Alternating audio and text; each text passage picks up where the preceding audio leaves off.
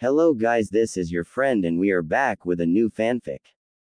Which is what if Naruto became six-path savior and united the hearts of Fu, Yugito, Temari and Kurotsuchi? Part 2. And if you enjoy this fanfic then please press the like button and subscribe to my channel for more fanfic like this and comment for next part. And now let's start the fanfic. Haku nodded. The other three are on human anatomy, the making of healing salves, antidotes and poisons and basic treatment of injuries. As I said, I believe you would make a good medical ninja. These are things you have to learn before you can really call yourself one. Even if you're not interested or it turns out that it's not your cup of tea, they're still an interesting read, or at least I think so. And it may come in handy someday. Sakura smiled. Though she still felt some slight ill will towards the boy for defeating Sasuke and making him appear dead, Sakura had to admit he was a nice person. Thank you, Haku. I'll be sure to take a look at them. The older boy smiled back. You're welcome. I hope there's no animosity from our training. Sakura shook her head. Nah, it's like Naruto said, you were just doing as you were told. She said before seeing Sasuke walking away. Hey, Sasuke, how about we go get something to eat on our way home? Was Sasuke's response before he walked away with his hands in his pockets, causing Sakura's shoulders to slump. Naruto noticed and said excitedly. I'd be happy to join you, Sakura. Sakura, too tired from all the training they did to yell at him, said, why would I want to hang out with you? And began walking off. Now it was Naruto's turn to slump his shoulders, before he too began a slow march back to his apartment. He wondered if he'd ever catch a break with her. Sakura soon reached her house, made her way up to her room and fell backwards onto the bed, letting the books she was carrying fall beside her. She shivered as she remembered that they were going to do that again tomorrow. The pink-haired Kunoichi turned her head and glanced at the books beside her. She always did enjoy reading and prided herself on her book smarts. Taking the encyclopedia on plants and opening it to the first page, Sakura began reading. Half an hour later, she was thoroughly engrossed in what she was learning.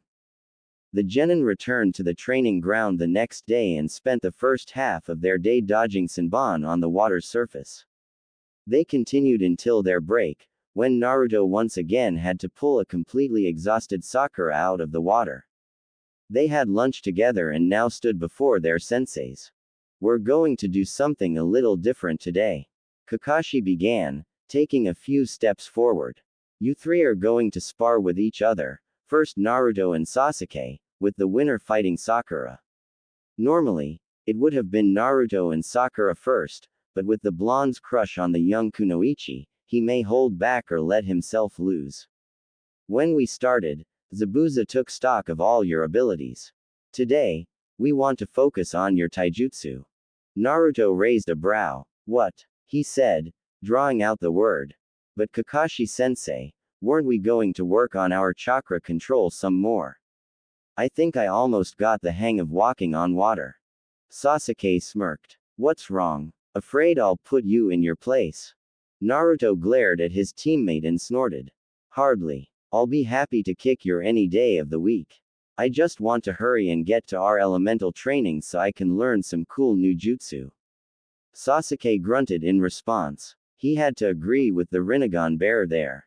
Though he was still a little irritated by the fact that he didn't have the affinity his clan prided itself on, he wasn't going to let that hold him back and he was looking forward to seeing what he could do with his element. Well, we felt that, since we were working on your chakra control, we should look at all your basic skills. They are important, you know. You'll suffer down the line if you skip ahead to the more advanced arts without mastering the fundamentals. Kakashi explained. Zabuza crossed his arms as he looked down at the genin. Once we see how far along you are with the basics, we'll correct anything that's lacking and work out what fighting style would suit you while perfecting your water walking skill. After you've got a handle on the basics and begun forming your own fighting style, we'll start your elemental training. You should be able to work all this out and at least learn a few elemental jutsu before the exams start. We'll also try to improve your teamwork, though as I mentioned earlier, we won't devote as much time to that. And if you learn quickly enough, we'll get you started on collaborative jutsu. Collaborative jutsu? Sakura inquired, and Naruto looked at the Jonin with a curious expression. Those words also caught Sasuke's interest. The Uchiha frowned slightly as he listened intently. Collaborative jutsu refers to techniques that are a combination of several jutsu or a jutsu that requires multiple users. Zabuza explained. Kakashi nodded. For example, you've all learned that the wind element is weak to the fire element, right? If you were to try to combat a wind technique with a fire one, unless the wind technique is far more advanced and powerful, the wind will feed the flames and backfire on you. However, if you were to combine a wind technique with an Ali's fire jutsu. Naruto grinned. I get it. You'll get a huge firestorm, right? Kakashi nodded. Correct. Another example would be a barrier technique that requires multiple users to create and maintain. Anyway, for that reason, we've decided to start Naruto off with the water and wind elements. That way, you'll have all the elements and potential combinations between you. Naruto looked excited as he thought of what lied ahead of them. And what about trying out sub-elements? I think you should master all the primary elements before you try to learn those, if you even can. You would need to master the composing elements anyway, so even attempting that is a long way off. And of course, it wouldn't matter if Haku isn't willing to share his family's unique jutsu with you. Kakashi said, giving Haku a glance at the end. The androgynous teen shrugged. I don't mind. If he is capable of learning it, I have no problem teaching him my clan's arts. Kakashi gave the boy one of his eye smiles. Glad to hear it, he said before moving to the center of the clearing. Now, let's begin. Naruto, Sasuke, take your places. And Naruto, don't forget your clones. The two genin took their places, Naruto taking a few moments to create 10 shadow clones, who were given a scroll containing a few books by Kakashi and, after groaning about the titles and some coaxing, began reading on the outskirts of the training ground. Sasuke smirked as he got into his combat stance. Ready to lose, Naruto? Naruto gave a grin. That's my line. Today's the day I finally wipe that smug look off your face. In your dreams, loser. The Uchiha scoffed. There was a moment's pause before Kakashi raised his hand. Alright guys, no dojutsu okay? And, begin. The two genin charged at each other, both looking forward to this fight.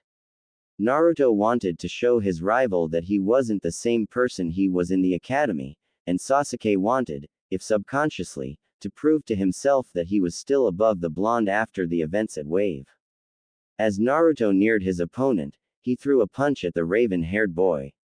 Sasuke grabbed his wrist with his right hand as the fist approached and redirected the blow, bringing his own fist up to deliver an uppercut to the blonde's face. Naruto leaned back, narrowly evading the attack before lashing out with a sweeping kick, forcing the Uchiha to let go of his hand and jump backwards. Before Sasuke had even landed on his feet, the blonde Jinchuriki had launched himself at his adversary. Having remembered the lessons from Wave, Naruto channeled chakra to the bottom of his feet in order to increase his speed, allowing him to move faster than he normally could. This allowed him to close the distance between him and Sasuke very quickly. It was clear that Naruto had every intention of ending this battle as fast as possible to show Sasuke who the best ninja on this team was. The moment Naruto reached his raven-haired opponent, he reared his fist back near his head, as if winding up for the pitch, and shot it forward towards Sasuke's head.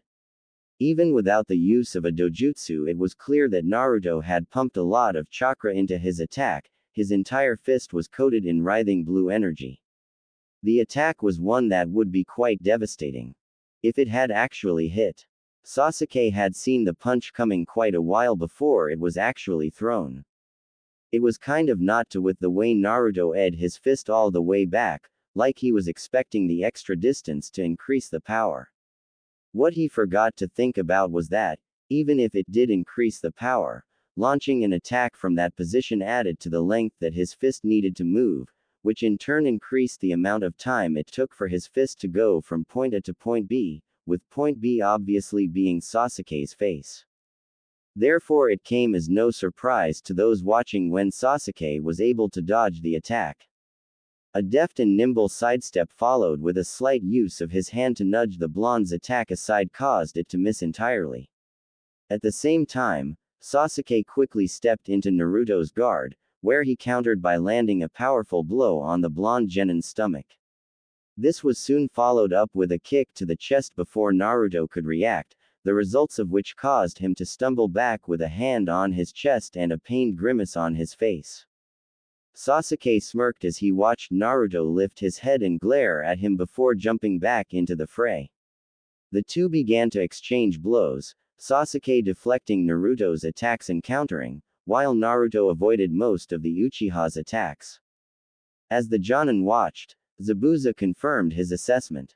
Though it was true, the blonde's taijutsu was passable, but that was due to his strength and speed, which were decent. His style was more like that of a brawler than a ninja and not really that effective. He relied on his unpredictable strategies, his stamina and his clones to overwhelm his opponents. Sasuke used his family's taijutsu style, and he had to admit he was good at it given his age. It didn't help the blonde that his opponent was faster than he was, making this fight fairly one-sided. Seeing Sasuke throw a punch at his chest, Naruto raised his arms and crossed them over his chest, feeling his rival's fist collide with his guard. He prepared to launch a counter-attack before he felt the wind get knocked out of him. Capitalizing on the opening created when Naruto blocked his punch, the Uchiha had brought his knee to the blonde's stomach.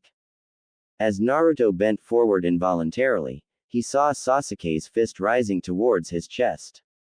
Having no time to react, all he could do was watch the fist collided with his chest.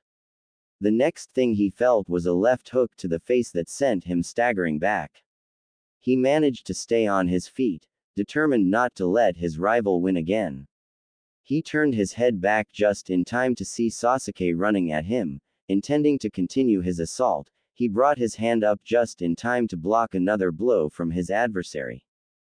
The Uchiha heir narrowed his eyes when he saw Naruto block his punch. Before his opponent could retaliate, he spun around, extending his leg for a sweeping kick. Naruto jumped backwards to dodge. Naruto charged forward as soon as he touched the ground and threw a punch at the Uchiha's face. Sasuke ducked under the attack, grabbing the blonde's wrist and using his momentum to pull him forward. Naruto's eyes widened in shock as Sasuke pulled him forward before the dark-haired boy lashed out with a kick to his unprotected chest, knocking the wind out of him and sending him a few feet into the air. Sasuke leapt after him, delivering two punches and a kick to the blonde's torso before grabbing him as they fell to the ground, pinning the blonde on his stomach with his elbow to his neck. The Rinnegan bearer growled, realizing he'd lost to his rival again. "Well, I guess that's it," Kakashi said as Sasuke let the grumbling blonde up. "Yeah, way to go, Sasuke." Sakura cheered from the sidelines. "All right, girly, you're up next. Take your place." Zabuza spoke, grinning under his mask as he saw Sakura's shocked expression. Kakashi nodded. "That's right, you're up against Sasuke. Now come on. And please, try your best." After a few moments, Sakura hesitantly stepped up to her position across from her crush. The kunoichi took a deep breath before raising her head and looking at her teammate, who looked at her with a disinterested expression. Sasuke felt this was a waste of his time. He wanted to fight strong opponents. Naruto now counted among people he considered worth testing himself against after his actions in Wave. Sakura, not so much. Sakura got into a combat stance, not sure she'd be able to attack but she'd at least try to defend herself. Both Jonin noted that her stance was the generic one taught to all students at the academy. After a moment, Kakashi once again raised his hand. "Begin." What followed wasn't even worth being called a match. Sakura's stance at the beginning was a textbook perfect example of her chosen style, which was actually something of a problem. Now, while having a perfect stance is a good thing, the technique taught at the academy was never meant to be anything more than a placeholder.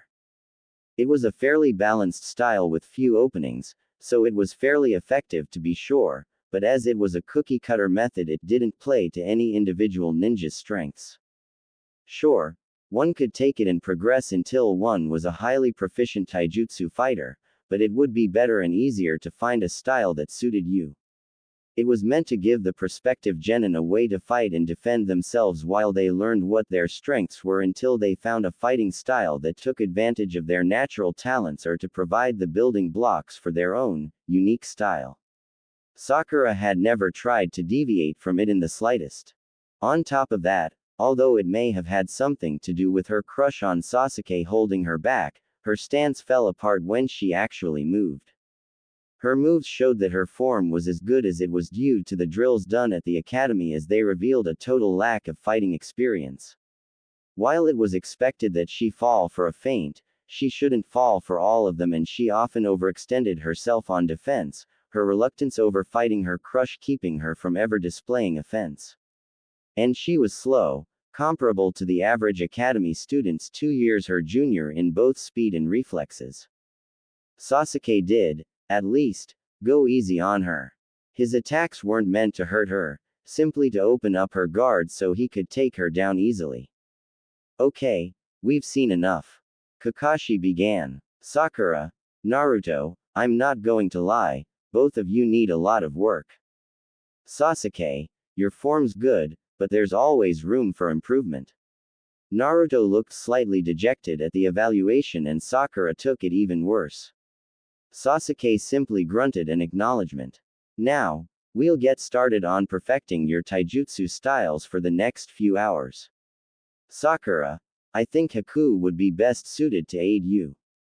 Naruto, I think Zabuza would be the best fit for you. And that leaves me to take care of Sasuke. Sasuke smirked at getting the teacher he considered the strongest, his satisfaction all the greater after his earlier defeat of his rival. Naruto looked shocked before clenching his fists. Of course, you're going to hand us off so that you can focus on Sasuke, he said angrily, emphasizing his rival's name. He was so tired of everyone treating Sasuke like he was the best. Sakura glared at the blonde. Naruto, don't talk to our sensei like that, she chided. Zabuza tilted his head to the side and raised a brow. Oh, you don't like the idea of training under me, brat? He asked in a slightly annoyed tone. No, I just don't like that he's playing favorites. Now, Naruto, calm down. I have my reasons for this, Kakashi said, moving his hand in a placating gesture. He actually wanted to train Naruto as much as he wanted to train Sasuke. The two were the last relatives of the deceased members of his team, not counting Sasuke's brother. But the less said about him, the better. Oh yeah, like what? Zabuza's just better suited for what I have in mind for you, and I'm better suited to help Sasuke. Kakashi shrugged. One of my own teammates, from when I was a genin to a jonin, was an Uchiha, so I have a good grasp of their fighting style. I'm also the only other person in the village with the Sharingan. You, Naruto, right now, are a power-type fighter. You overwhelm your opponents with your strength, which is how Zabuza fights when he's not relying on stealth. The explanation calmed the young Uzumaki down a bit, though he still looked annoyed. On top of that, I think you might have some untapped potential in stealth. You did manage to paint the Hokage monument without anyone noticing. Haku gaped while Zabuza gave his fellow Jonin an incredulous stare. What? Kakashi shrugged. Shocking, isn't it? But true. He somehow managed to cover all the Hokage's faces in graffiti and no one noticed until he was almost finished. It should go without saying that such a thing is a quite impressive feat, especially in a ninja village. Naruto gave a prideful chuckle while Zabuza looked at the monument in disbelief. Yeah, and then he had to spend all day cleaning it up. Sakura reminded him, deflating the blonde. Fine, Naruto said after a pause before throwing Kakashi a light glare. I guess I can't complain. I am getting trained by the guy who threw you into a ball of water, forcing your genin to bail you out. Zabuza chuckled as Kakashi's eye twitched slightly. Well, the kid and I might get along after all. Zabuza thought as Kakashi was reminded of his near death. Don't mock our sensei, Sakura admonished. Cha, you tell him. Her inner self spoke within her mind. Let's get started already. Come on, kid, Zabuza said, walking away and gesturing for the blonde to follow as Haku did the same for Sakura. The former mist ninja led the blonde into the forest until they found another clearing. Boy, let me be frank. I'm surprised you managed to graduate. He spoke in a blunt tone, causing Naruto's eyes to widen before his expression shifted into one of anger. The blonde took a step forward in an attempt at a threatening gesture. What? Until now, your control ed. You fight like some brawler instead of a real ninja, you have no real stance or taijutsu style. And from what I've been told, you only know one jutsu outside the basic ones. If that stunt you pulled on the bridge is any indication, you don't even have a real grasp of the basics of shinobi combat. Let's face it, you haven't shown any actual talent. The only way you could possibly win a fight is by overwhelming your opponent with the sheer number of clones you can make. Shut the hell up. If that's true, then how did we get Kakashi-sensei out of that mess you put him in? Zabuza's eyes narrowed and Naruto smirked. What's wrong? Embarrassed that you got outsmarted by a genin. Well, if you're so confident, why don't you show me what you've got? Gladly, Naruto said as he charged at Zabuza, activating his dojutsu as he closed the distance. Naruto reached into his weapon pouch and threw 4 shuriken at Zabuza, who easily deflected them all. Thinking he saw an opening as Zabuza knocked the last projectile away like the back of his hand, threw a punch aimed at the Jonin's chest. Zabuza easily caught the attack, brought his knee to the blonde's chest and kicked him hard enough to send him across the clearing and into the tree hard enough to shatter the bark, causing splinters to rain down as the boy fell to the ground.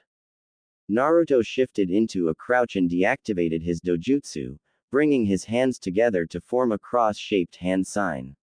Shadow Clone Jutsu. In a huge explosion of smoke, Zabuza found himself surrounded by clones. Zabuza gave a short laugh as the clones charged at him from every direction. None of them even lasted a second. Zabuza felled each clone in a single attack. Come on, kid. Do you honestly think this is going to help you? All the clones jumped back and launched shuriken at the former mist ninja from every direction. Zabuza grabbed his sword and spun, deflecting them all with a single movement, only for every one to transform into a clone of the blonde. Zabuza scoffed, easily destroying all the clones. Only for his eyes to widen as Naruto's fist came out of the smoke cloud inches away from him. Using the smoke from the clones as a cover, pretty good. He smirked as he leaned back and spun, extending his leg and kicking the blonde, sending him into the ground, bouncing twice before coming to a stop on his stomach. Naruto got on one knee, wiping some blood off of his mouth as the remaining clones prepared to launch themselves at the masked Jonin, who simply crossed his arms and waited. The Rinnegan bearer threw every attack he could at Zabuza, to no avail. Zabuza destroyed the final clone with a kick before finally deciding enough was enough. Seeing Naruto brought his hands together to create more clones, the swordsman shot forward, punching Naruto in the stomach before delivering another harsh blow to his face, sending him to the ground. When he tried to get up, Zabuza brought his foot down on his back, pinning him to the ground. You done yet? Zabuza asked as he looked down at the genin, who struggled for a few moments before giving up. Zabuza moved his foot off of his back and Naruto slowly rose to his feet. See kid, your entire fighting style revolves around overwhelming your opponents with those clones. Without them, you've got nothing. You're not even throwing your punches or kicking properly. You've got a pretty good grasp of exploiting weaknesses, not that that's going to do you much good with your limited abilities. Those eyes of yours won't help you either, if you don't know how to use them. From your lack of control, I'm guessing you can't even dispel genjutsu and you've got one technique outside the basics. I'll admit, your strategies are good, but you're not going to get anywhere relying on clones and that ridiculous stamina you've got. Naruto hung his head. But, this means you're a blank slate. You're just a rookie, it's not surprising you've got nothing going for you yet. Everything you're lacking, you can learn as long as you actually put some effort into it and don't expect everything to just come to you. Even geniuses have to work at this. As for your taijutsu, all we've got to do is find the style that best suits you. Your strategies and your ability to learn such an advanced jutsu despite how recently you became a ninja shows you have potential that hasn't been exploited yet. Naruto's head rose as Zabuza continued, until a smile spread across his face when he finished. So, kid, you ready to get started? Do you even have to ask? You're talking to the guy who's going to be Hokage someday. Naruto said. Zabuza gave a short laugh. That's so. Yep. So throw everything you've got at me. Naruto pumped his fist confidently. His confidence didn't waver, even as a sadistic smirk broke out under Zabuza's mask. The door to Naruto's apartment opened, revealing a beaten and bloody blonde who entered and closed and locked the door behind him. He then dragged his feet through his apartment, heading straight to his bed before falling face forward onto the mattress, not even bothering to change out of his bright orange tracksuit. After the fight in his lecture, Zabuza sparred with the blonde, pounding him into the ground with little mercy, analyzing the genin's strengths and weaknesses, taking note of every aspect of the blonde's fighting style and how he moved, attacked and dodged. By the end of it, Naruto had barely been standing. Thankful for his natural healing ability, Naruto's purple-ringed eyes closed and he soon fell asleep, aware that by the time he woke up, he'd be fully healed. Naruto once again stood before Zabuza in the clearing outside the third training ground after his team finished their water walking exercises and split into separate groups. The masked Jonin had lined up 2 logs near the edge of the tree line about 2 yards away from each other before the 3 genin had arrived. Zabuza folded his arms as he looked down at the genin. Let's get started. Listen up, kid. I don't like repeating myself. The blonde nodded. Before we begin, the first thing we're going to have to do is unlearn everything you know right now. Naruto gave him a questioning and slightly shocked stare. What do you mean, I have to unlearn everything? I spent years getting these moves down. You shouldn't have wasted your time. Like I said, you can't even throw a decent punch. You fight like a brawler, putting all of your weight into every single one of your attacks and hoping they'll hit something. This not only means that if you miss, you'll overextend yourself, but it will also leave you open to counterattacks. You also waste a lot of movement and you broadcast your attacks. A fighter with any experience would see your strikes coming from a mile away. As Zabuza spoke, Naruto's shoulders kept slumping more and more, like a several-ton boulder was falling on him with each remark Zabuza made about his taijutsu style, or lack thereof. What this means is that we need to start from scratch, Zabuza continued, either not noticing or not caring about the blonde's increasing depression. It was likely the latter. I'm going to teach you how to throw a basic punch and string them in combinations. You will then copy my movements, got it? Got it, Naruto mumbled lowly. What was that? Asked Zabuza. I couldn't hear you. Did you say, I need a good kicking, Zabuza? Well, okay, but don't say I didn't warn you. I said I got it. Naruto shouted, paling at the threat. Zabuza smirked underneath his mask. Oh, well, you should have spoken up then. Just for that you're getting extra sparring tonight. Naruto groaned while Zabuza moved up to one of the training posts. Now watch carefully, brat, because I'm only going to show you this once. Zabuza suddenly lashed out with his fist, punching the log with enough force to make it shake. It was fast enough that it was enough to leave a small dent in the log, but slow enough that Naruto could see it. Notice then when I throw a punch, I always start from the waist. This is so that my punches have enough power to actually do some damage. You should also notice that when my fist is near my waist, my hand is running perpendicular to the ground, yet when I throw it out, the fist corkscrews and ends up running horizontally by the time it's fully hyperextended. That is how a basic punch is thrown. Now hop to it, brat.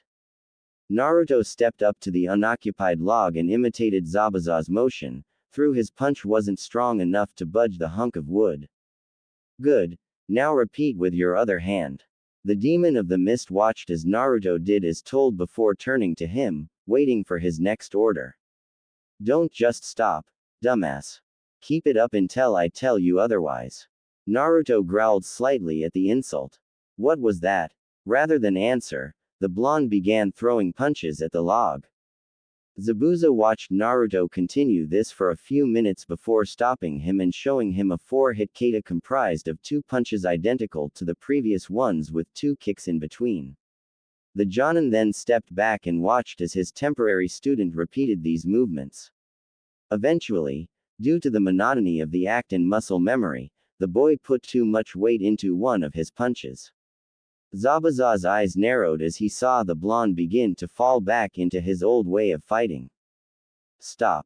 Naruto stopped mid-punch and turned to the swordsman with a raised brow. What's wrong? You screwed up, that's what. You lost focus and let your moves get sloppy. The masked man stated before walking away. Naruto tilted his head and then his eyes widened when Zabuza returned, carrying 2 boulders, each about 3 times the size of the Rinnegan bearer's head.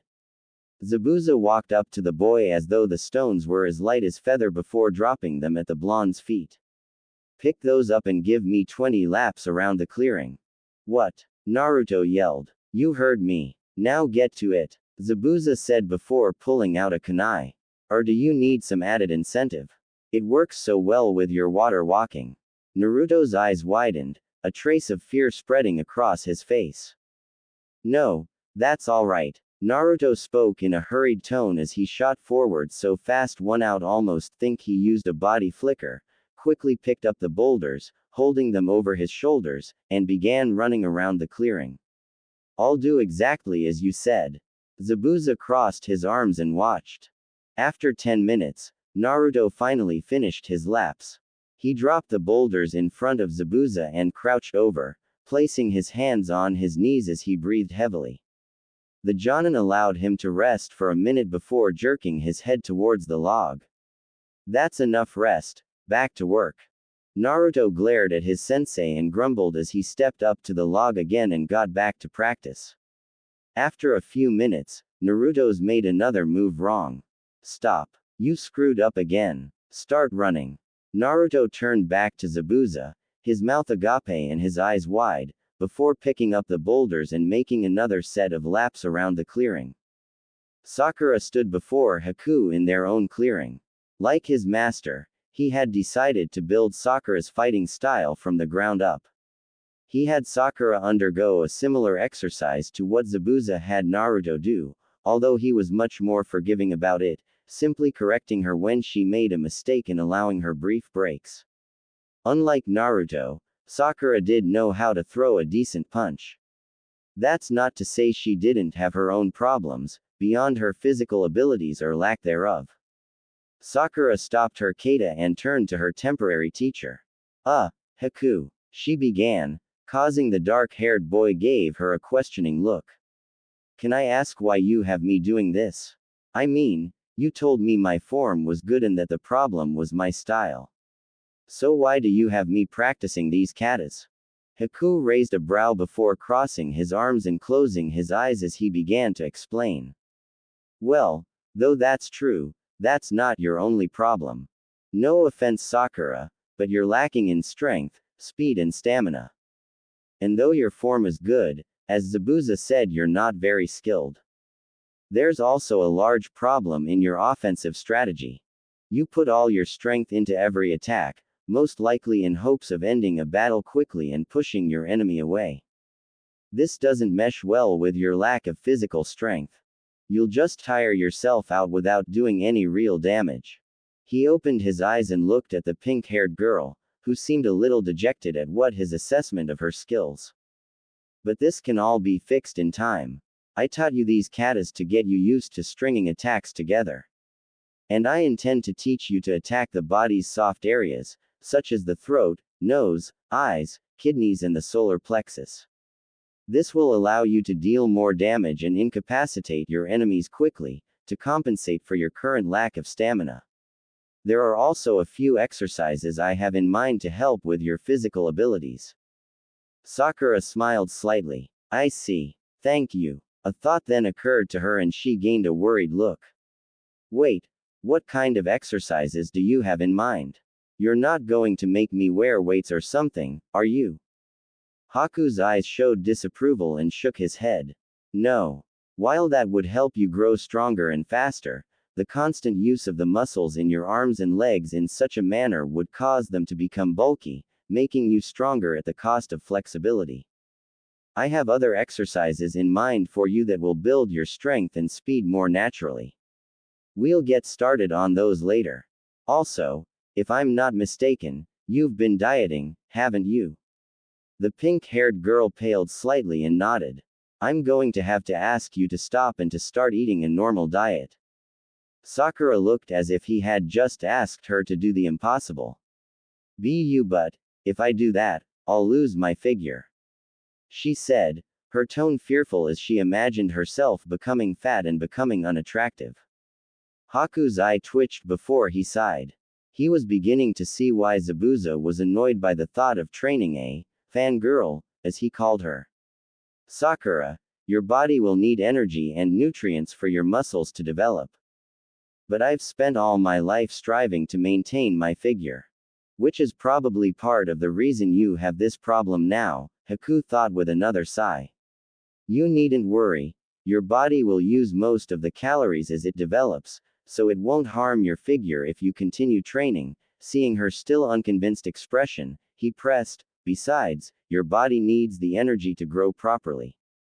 Without it, your growth will be stunted, and not just in muscle strength. That got Sakura's attention. Really? Yes. Not only does not eating properly slow the development of muscles, doing so while your body matures can also stunt your physical growth, and prevent your body from developing properly during puberty. Meaning, for example, you could wind up with smaller s than you would have otherwise. He could see from the look on the girl's face that got to her. Anyway, I believe you've been practicing katas for long enough. Have you given any thought to what style you want to learn? How exactly do you wish to face an opponent? Sakura shook her head to clear her mind of the previous topic before her brow furrowed as she thought before answering. Well, Kakashi-sensei always said I have talent in genjutsu. I guess I'd like to use that to throw off my opponent and then defeat them before they can recover. I could use that to help my teammates too. Haku nodded. Good. But in terms of taijutsu and physical combat? To be honest, your style seems like something I'd like to use. Sakura said and Haku raised an eyebrow. I've been reading those books you gave me, and I'd be lying if I said I wasn't interested in the medical skills you talked about. Using Senbon to target vital spots and pressure points sounds like a good way to fight. I'd also prefer to use speed over strength. I think I'd like to evade my opponent over trying to block their attacks if I could, and what you said earlier about targeting vulnerable areas sounds good if I get drawn into close combat. Haku nodded. Very well. I will teach you the basics of my style. We will work on increasing your speed and precision as I teach you all the body's weak points, and we'll work on your accuracy with Senbon to form the basis of your own style. However, you should keep in mind it'll take a lot of work to gain this level of speed and accuracy. Sakura hesitated for a few moments as she thought of what she was committing herself to before nodding. After a pause, Haku sighed and closed his eyes. The girl may have been a bit more willing to train after Zabuza's blunt assessment of her abilities, but she wasn't driven to really put her best into it. Sakura, let me ask you another question. Why did you become a ninja? His eyes opened and his gazed into her questioning stare. Why do you fight and wish to become strong? What do you mean? Exactly what I said. Haku replied before elaborating. You don't seem to be putting your all into this. Unlike your teammates, there seems to be nothing driving you. You're only putting as much effort into this lifestyle as your teacher demands of you. In doing so, you endanger the lives of your fellows. So I ask you, what was your motivation for becoming a kunoichi in the first place? After another pause he continued. In choosing to become a ninja, you've chosen a profession in which you will have to fight, kill, and risk your own life in order to survive.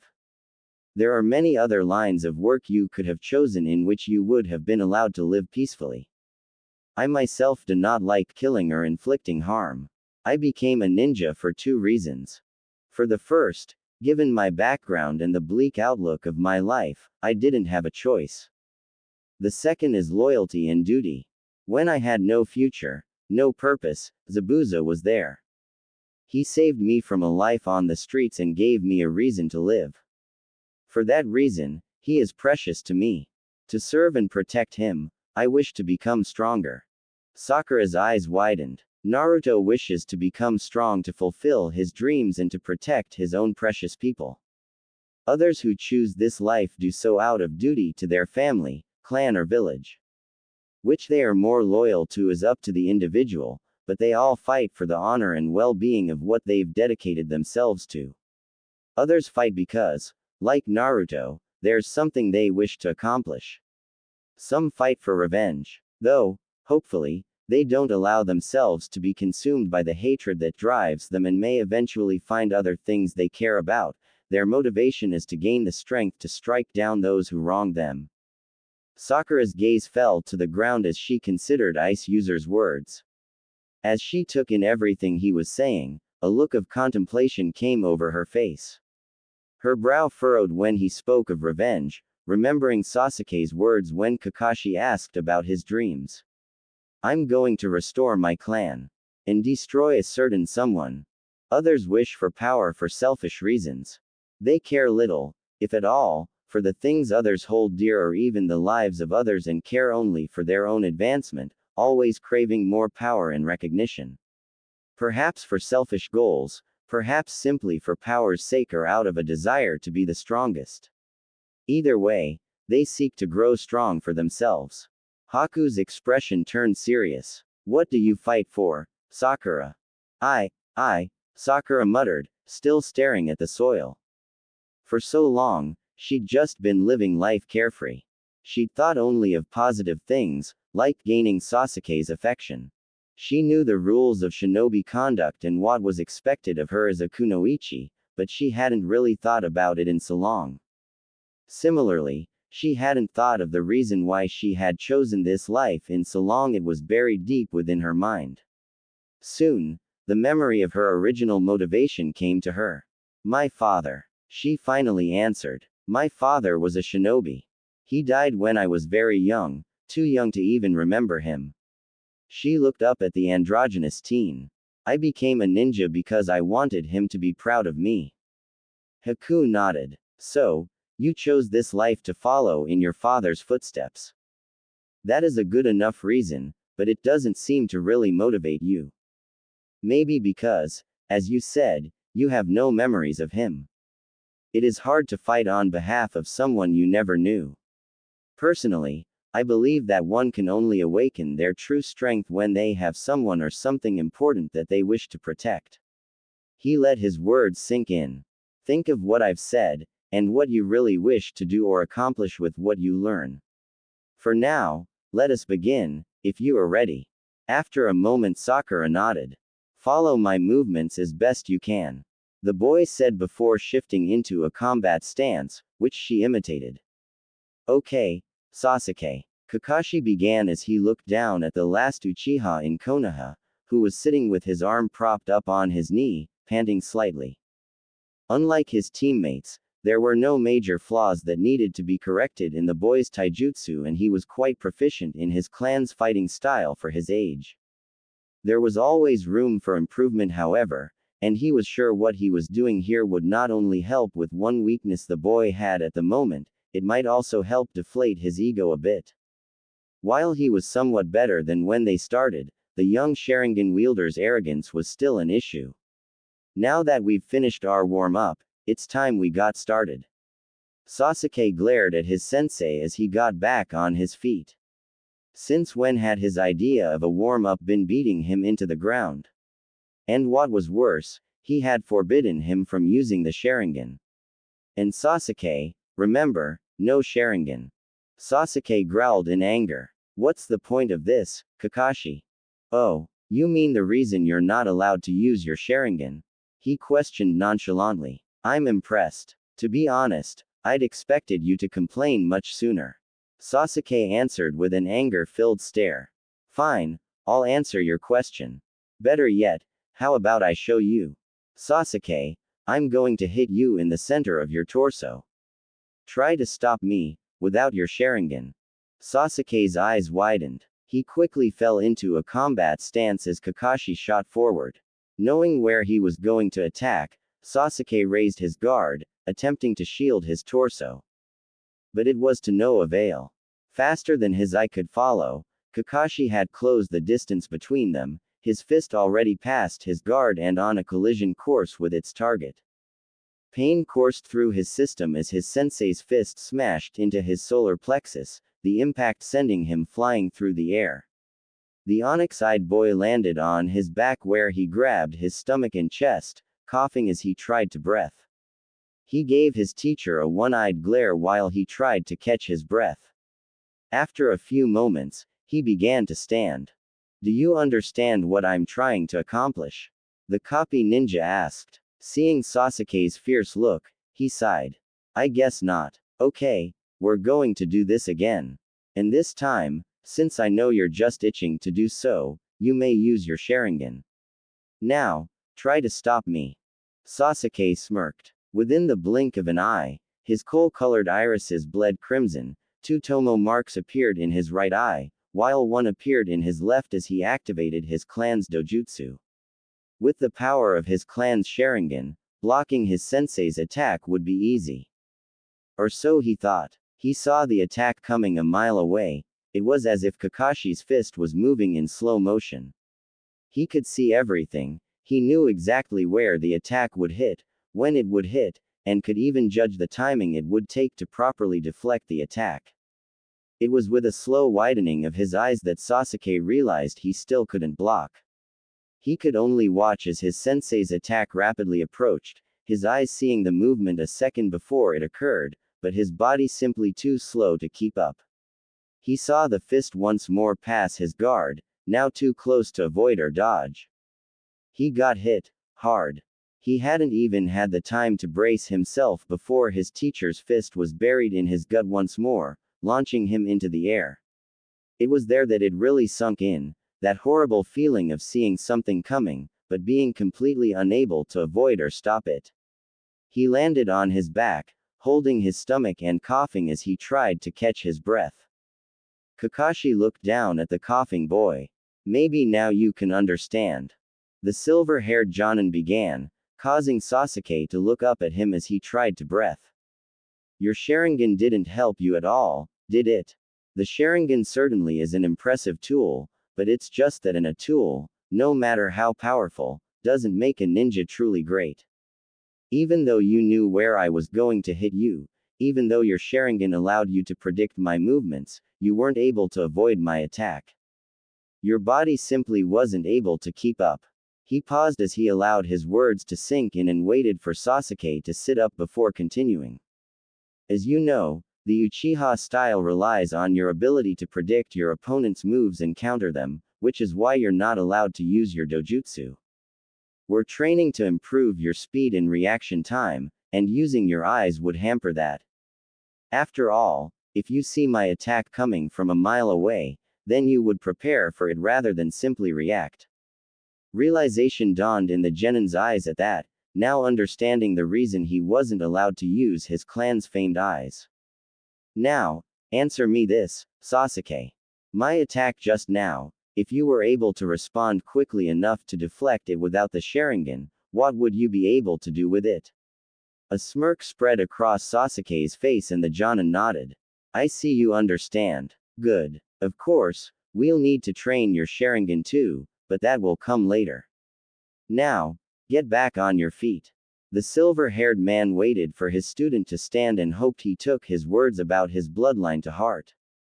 As the sun stood just above the horizon, Naruto laid on the ground before Zabuza.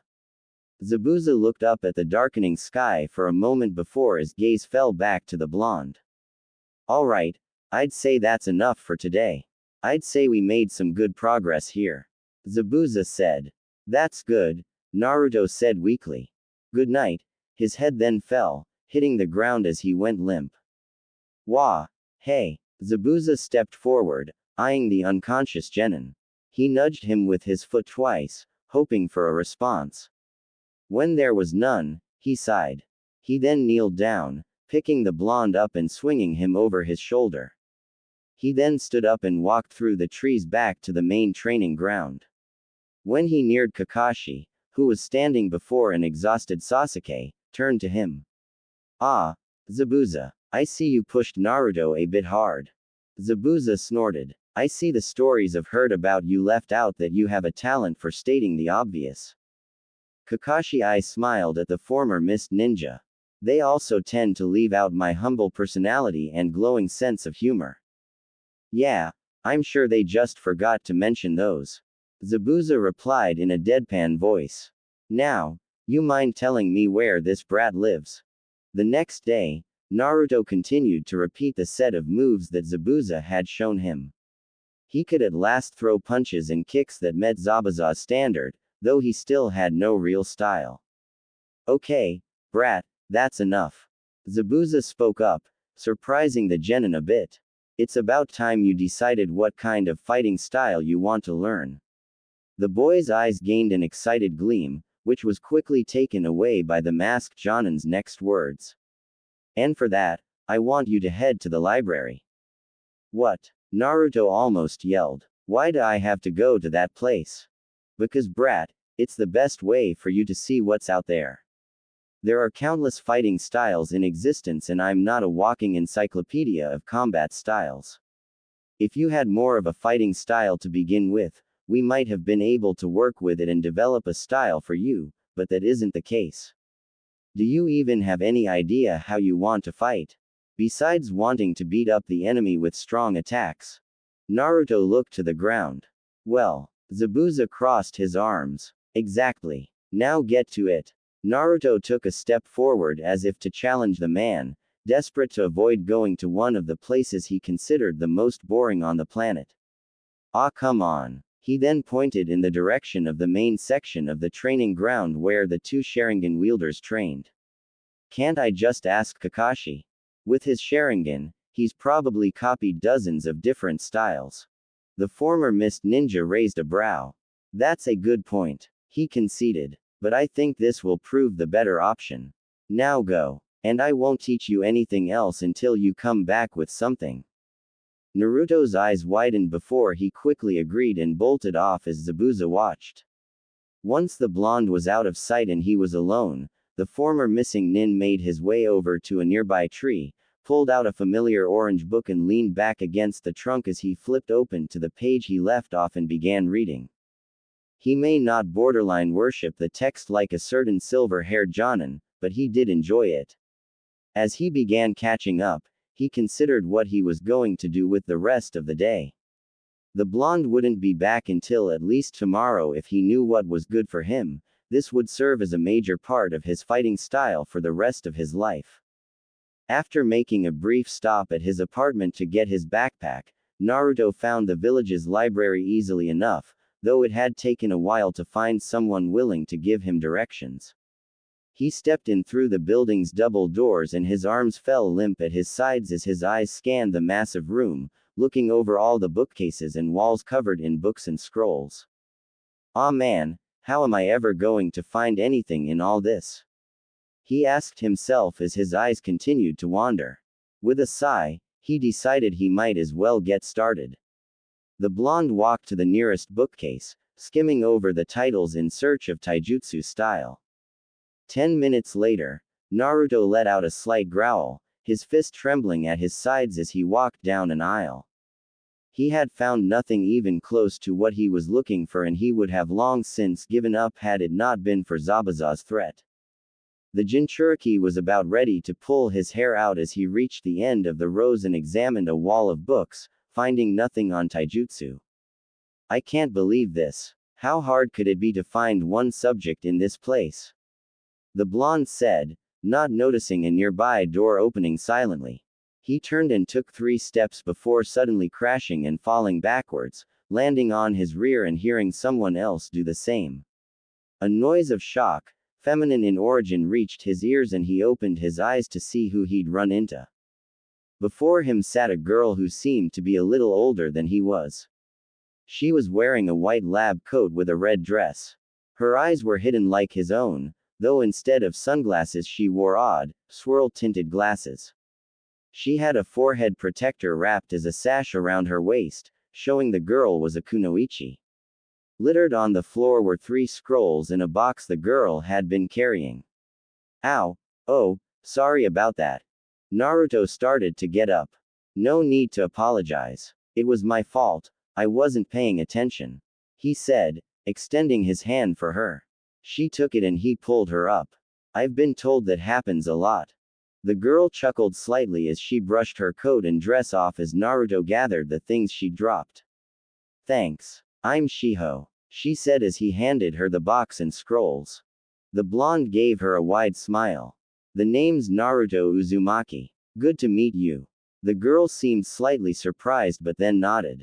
She had heard bad things about the kid in front of her, but he didn't seem that bad at all. With a smile of her own, she spoke. Well, it's nice to meet you too, even if we had a bumpy start. What brings you here today? Are you looking for something? Naruto's grin became tinged with excitement as he realized that this girl could probably help him locate what he was looking for. Yeah, is there a section on taijutsu styles around here? Shiho raised a brow. Of course. It's next to the weapon styles and physical conditioning segments. Do you want me to show you? Naruto nodded enthusiastically. Thanks a lot, I've been here forever. Shiho gave a giggle as she turned, leading him through the aisles until they reached the back wall. Whoa, Naruto said as his eyes roamed the wall before him, each shelf full of scrolls on various taijutsu styles. Well, I'll leave you to it. Good luck finding what you're looking for, Shiho said as she walked away. Thanks for the help, Naruto called back to her before turning back to the wall. Taking the nearest scroll, he began reading. Half an hour later, he sat on the floor, reading an open scroll. Surprisingly enough, he found he actually enjoyed this. The scrolls had detailed illustrations of the awesome moves he'd eventually be able to do if he chose this style, and he found himself imagining performing these attacks and counters, usually on Sasuke, as he read on. After another half hour, he found there were 3 styles he was interested in. His favorite relied on misdirection. On using counters and feints to make openings and baiting an opponent into seeing a non-existent opening. Problem was, it was lacking in offense. That was when he remembered Zabuza's words and got the idea to take the best of these different styles to form the base of his own unique one. Rolling up the scroll with a smile, he began to walk out before a thought struck him from out of nowhere. He quickly ran off to where he met Shiho and searched. After a few moments, he grinned before making a cross-shaped hand sign. In a flash, 5 shadow clones appeared and scattered, looking all over for the blonde girl. As soon as one clone located her, it dispersed, followed by the others since the search was over. The blonde quickly made his way to her location. He found her waiting, having noticed the clone and guessed that the real one wouldn't be far behind. Is there something else I can help you with? Yeah. Do you have anything on chakra control? Thanks again, Naruto called back, waving at the girl wearing the swirl-tinted glasses standing outside the library's door. He had found 3 scrolls he'd decided to check out, the taijutsu scrolls and 2 on advanced chakra control exercises he was sure would be useful later, all of which he kept in his backpack. He walked down the streets of Konoha, humming a tune. Despite his initial misgivings, His trip to the library had turned out well and the whole affair had put him in a good mood. He decided he'd finish off the day with no less than a dozen bowls of Ichiraku ramen. The perfect way to end a good day, or a bad one, or any one really.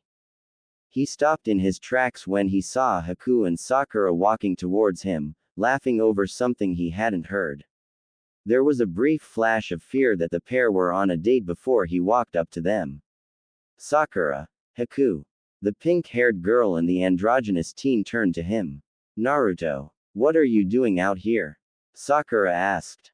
Oh, I was just coming from the library and thought I'd head to Ichiraku's. Sakura gave him an incredulous look. The library? You, the one who couldn't even spell chakra properly. Since when did you grow a brain? That hurts, Sakura. Naruto hung his head down, only to look up as he heard her giggle. I'm just kidding. So, I guess all that reading Kakashi-sensei had your clones do is already starting to pay off, huh? So, what were you looking for? Well, Zabuza-sensei said I should look for a fighting style I was interested in, but I found some scrolls on chakra control I thought might help me down the road. Haku nodded approvingly. I'm glad to see you're taking initiative. But enough about me, what are you two doing out here? Don't tell me you're on a date, Sakura. How could you do that to us? Sakura glared at him slightly. Don't be stupid, it's nothing like that. We're just friends. The blonde perked up. Oh, then how about joining me to Ichiraku's, huh? And then how about we do something? Just the two of us? Not a chance, Naruto. Sakura said flatly. Oh, come on. It could be fun and I'll pay for everything. What have you got to lose? How about my dignity? Sakura asked, getting annoyed. Naruto, get it through your head that I'm not going to date you. Ever. Not if you were the last male in the village. She then sighed and placed a hand on her face, not paying attention to the blonde's hurt expression. I was having a good time, and you've ruined it, as usual. Just go, okay. Haku looked shocked at the pink-haired girl as Naruto's face fell and he walked off dejectedly. Sorry. Haku's gaze went back and forth between his temporary charge and the retreating figure of the Jinchuriki before turning to Sakura with a frown. Sakura, have you always treated him that way? Huh? Sakura turned to him before she shrugged. Yeah, why? Why would you treat him like that? Did you see how much you hurt him? Sakura made a surprised sound before saying. Well, he's annoying. He's always gotten on my last nerves with almost everything he does. He's loud and obnoxious, and on top of that he's got this crush on me and he never leaves me alone about it. Quote. And that's reason enough to treat your teammate in such a manner. The ice user asked and Sakura seemed to consider his words. The teen sighed after a moment. Sakura, have you noticed how everyone looks at him? How much hatred he has directed at him by the people of this village? Sakura blinked. Well, recently yeah, but it's probably something he brought upon himself with all his stupid pranks. She said, though she secretly enjoyed the pranks in her inner self voiced that. Sakura, do you honestly think he could have pranked everyone in Konoha to the point that they'd all glare at him like that? Haku asked, causing the pink-haired Kunoichi to think about it for a moment. Sakura, do you remember what I told you about why he wants to get stronger? He would go to any lengths to protect those precious to him, and I'm sure you're among those people. Please ask yourself, are you being a good teammate, a good friend, to him? He said before heading off after the blonde, leaving Sakura standing in the middle of the street, lost in thought. Naruto sat at the counter of the ramen shop that was almost a second home to him, staring at the counter with a depressed expression on his face. Well, at least he had ramen to cheer him up. Tuki walked over to his place, carrying his order. Orders up. Hey, what's the matter? You look like a lost puppy. Naruto sighed. It's nothing. The old man saw that he didn't want to talk about it and nodded. Well, here's your order. First bowls on the house. Thanks. Naruto replied before he began slurping down the food. He stopped when he sensed someone sit down beside him and looked up to find Haku. Hey, I thought I'd join you. The ice user said. Ah, hey there. Haku, right, Tsuki said, getting a nod in response. What can I get you? One bowl of shrimp ramen, please. He said before turning back to the blonde. After giving the blonde a few moments, he asked. Do you want to talk about what just happened? Naruto put on a fake smile. Nah, it's fine. She's usually like that when I push her too far. I'll be fine, and I'll get through to her someday. I know it. Haku sighed. Naruto, I understand that you like her, but you may want to tone it down a bit. Naruto turned to him. She feels like you're pestering her.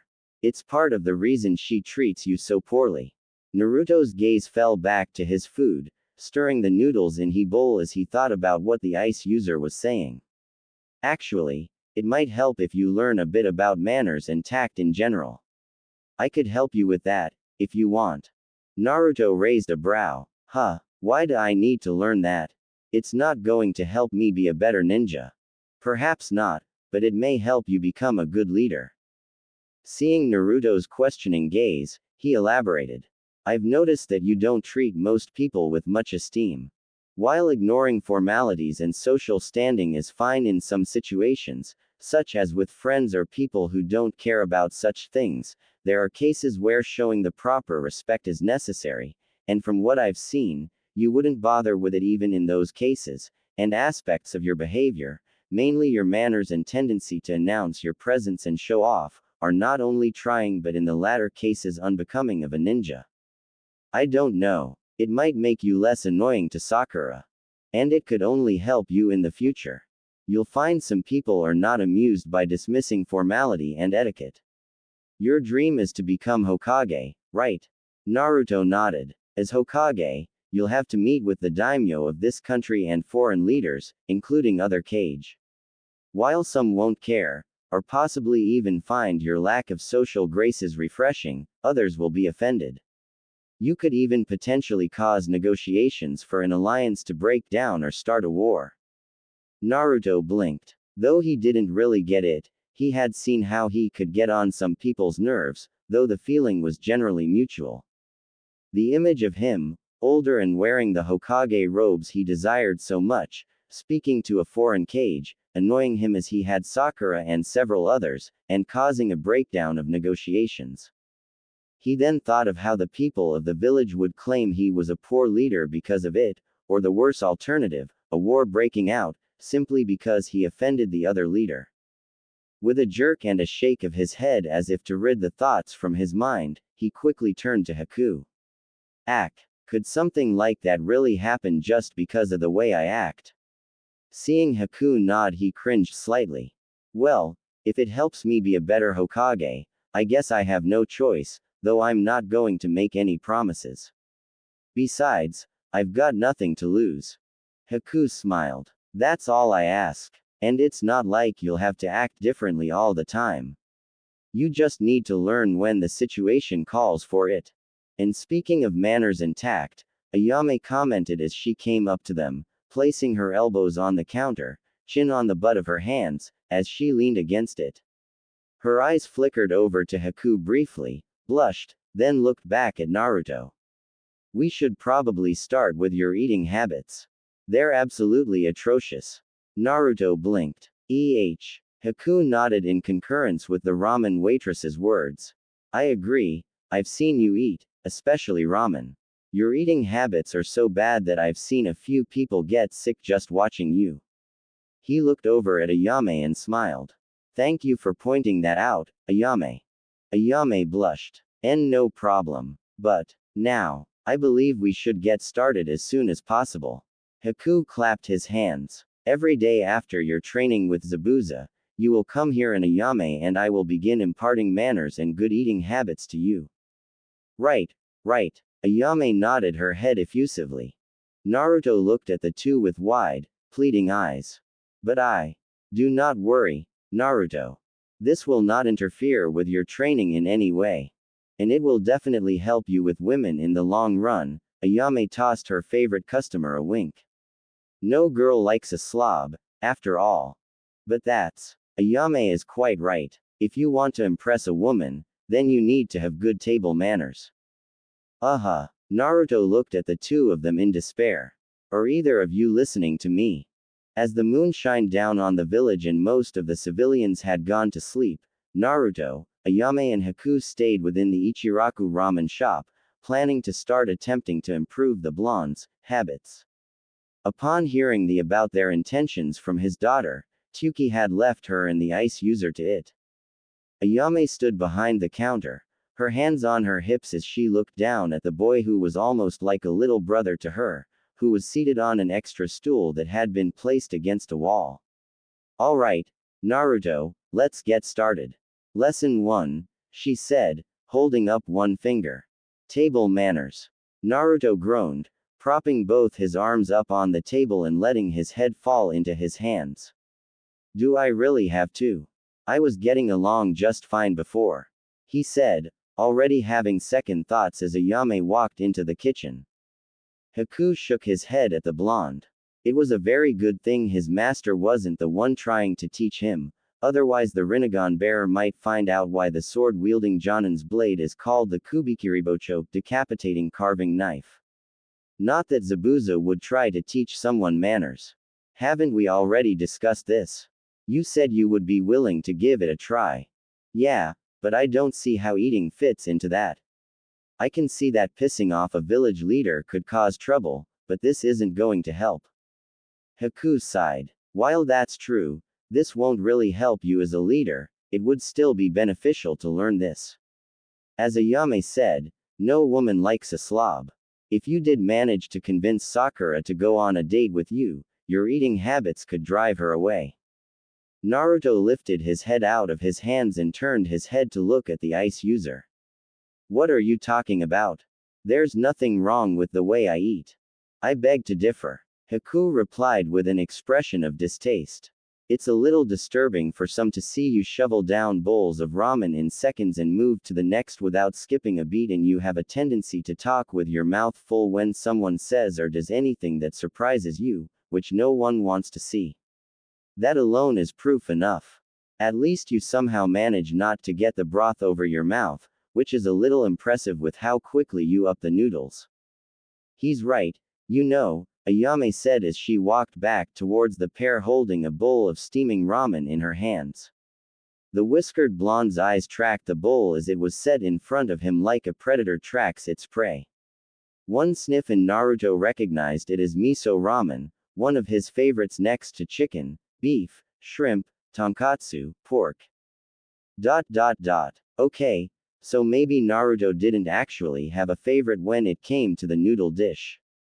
They were all his favorites, and that was just fine with him. With the bowl now in front of him, steam wafting up and filling the air with its heady scent, Naruto's mouth began to water. Sitting next to him, Haku simply quirked a brow at the elated yet longing look that covered the Rinnegan bearer's features as he stared into the bowl. Disgust crossed the androgynous teen's features as a line of drool ran out of the blonde's mouth. Unable to resist the scent currently driving him crazy any longer, Naruto's hands reached out to scoot the bowl closer to him so he could feast upon the divine bowl of food. Truly only the gods themselves could have possibly come up with a dish as incredible as ramen. Closer and closer his hands inched, his fingers twitching in anticipation as he made to grab the bowl. Ouch! Only to get his hands smacked with a ladle the moment he reached the bowl by Ayame. Not so fast, she told him, holding her ladle like it was some kind of weapon and shaking it back and forth threateningly. Naruto sniffled a bit as he rubbed his now sore knuckles, small tears coming out of his eyes as he looked at his older sister figure. Don't give me that look, Ayame said in response to his puppy dog eyes. It's not going to work on me. You should just be grateful that we've decided you learning how to use proper table manners was a good enough cause to let you use ramen to practice with. Once more, Naruto's face lit up. While he still didn't see much of a point in learning how to eat properly, if he got ramen out of the deal then he would be willing to spend hours learning the ins and outs of table manners. This was definitely his kind of studying. But, Ayame began again, and this time a feeling of intense foreboding fell over the blonde, casting a chill over the normally warm and comfortable inn. The air felt cold, colder even when he had been surrounded by Haku's ice mirrors. Darkness seemed to engulf the area as the girl gave him a glacial cold smile that, when combined with the chips of ice that had taken the place of her eyes, presented a truly horrifying sight. It was during this moment that Naruto found true terror. Zabuza who? If I even think that you're screwing up on purpose to take advantage of our hospitality, I'm going to charge you double for every bowl you eat tonight. Understand? Obvious horror spread across the blonde's features at the waitress's threat. He may have been willing to pay any price for the divine dish he coveted so, but he was well aware how deeply this would put him in debt to the Ichirakus. Meaning he'd have to go without the meal until he managed to repay them. Not to mention that his precious frog wallet, which he affectionately called Gamma, would once again be completely empty for quite some time. He could see it in his mind's eye, lying on the ground completely flat, so light that even a slight breeze would blow it away. He nodded frantically, and instantly, the cold, ominous aura vanished completely, replaced by the shop's normal comforting atmosphere as the darkness receded and the ramen chef smiled brightly. Wonderful. Now let's get started. Haku closed his eyes and began to explain. First should be obvious, don't talk with your mouth full. When you do so, your speech is muffled, people can see the food in your mouth, and there's a chance that flecks of food will come out of your mouth. None of which is particularly appealing, especially when one is trying to eat. Swallow first before speaking. Thinking about it, Naruto had to agree that he didn't like the sound of any of that. Okay. That's not so hard. Second is posture. Don't slouch when you're eating. Haku said before pointing to the wall Naruto was against. Sit up with your back straight against the wall. Naruto did so. Good. Now, try to stay like that and eat more slowly. Your stomach and your wallet will probably thank you, and remember not to talk with your mouth full. An hour later, Naruto swallowed a mouthful of ramen. The ice user seated next to him nodded in approval. Much better, and you didn't open your mouth when we surprised you. Although there was one time when he choked slightly. Naruto turned to him, smiling as he rubbed the back of his head sheepishly. Well, I thought that if Ayame and the old man were offering free ramen, I should at least do my best to get this. Though that was part of it, he neglected to mention that he was also afraid for his wallet. He was aware how much he spent on ramen, he did not want to pay double. Yeah, but, Ayame said slowly, turning to look at the sink. In it were 25 dirty bowls that once held ramen. The only reason there weren't more empty bowls was because he had to stop for their instructions. With a sigh, she turned back to Naruto, raising a hand to her face as she calculated the amount of money they lost in this endeavor and would stand to lose during future lessons. She did not like the answer. Still, if it was for her younger brother figure, she'd do it.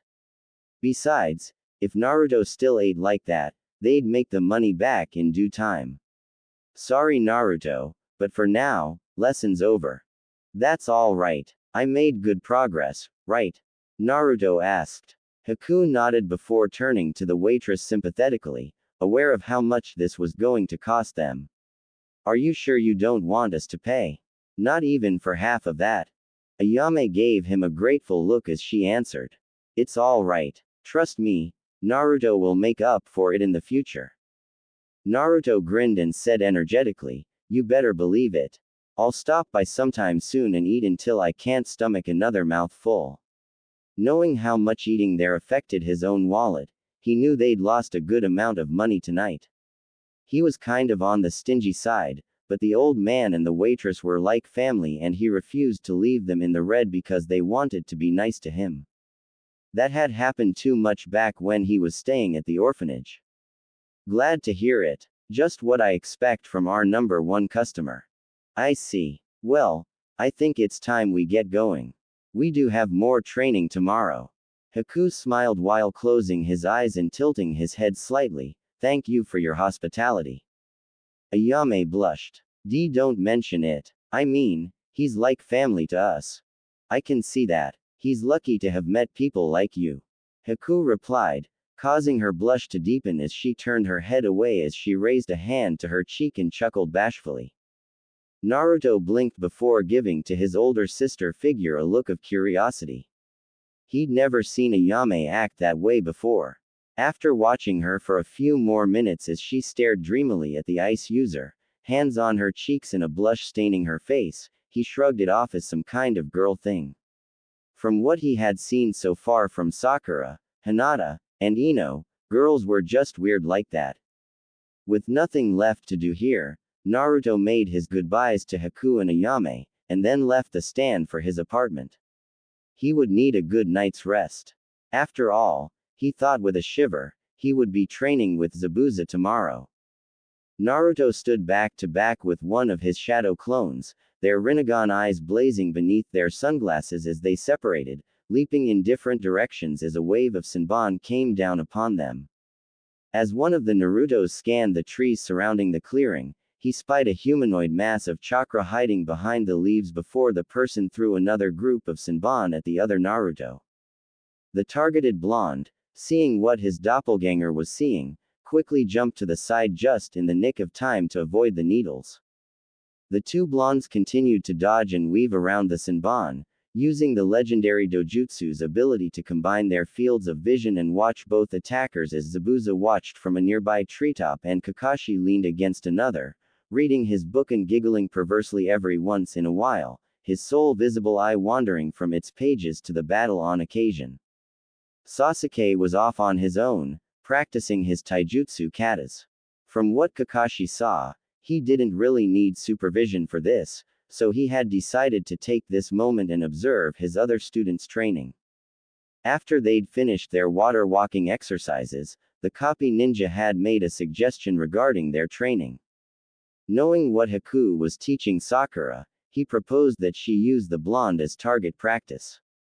Naruto had reacted as one would expect, until Kakashi explained his reasoning. The idea was for the Jinchuriki to use one clone with the Rinnegan active to keep an eye on both Haku and Sakura as they threw Senbon at him. This would help Sakura by giving her a moving target. Though her throwing skills were decent enough to hit a stationary target, it needed a lot of work, and it would help Naruto adjust to the Rinnegan's unusual ability to link his and his clone's fields of vision.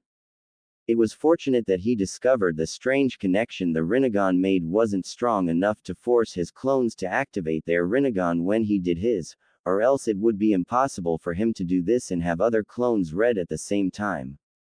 The real Naruto leapt into the air as both his opponents launched Senbon at him before twisting his body in midair, spinning so he was perpendicular to the ground and bending his body, narrowly dodging another cluster of needles before landing in a crouch with one hand on the ground and searching, having lost track of one of them. He had a few Senbon stuck in his body and had needed to replace his clone a few times, but his famous boundless energy meant that he still wasn't tired, even though he'd been doing this for the past 2 hours with only one break. From his clone's point of view, he saw another barrage of Senbon coming at his unprotected back. As he leapt to the side, his clone followed the needles back to their source, knowing the unique appearance of their chakra enough to recognize the attacker as Haku. This was amazing. He hadn't thought much of it when he first used it. In fact, it seemed irritating how he was forced to see through his clone's eyes if they had his dojutsu active, but now he could see just how useful it really was. He wondered just how far he could take this, how many perspectives could he see through without overwhelming him.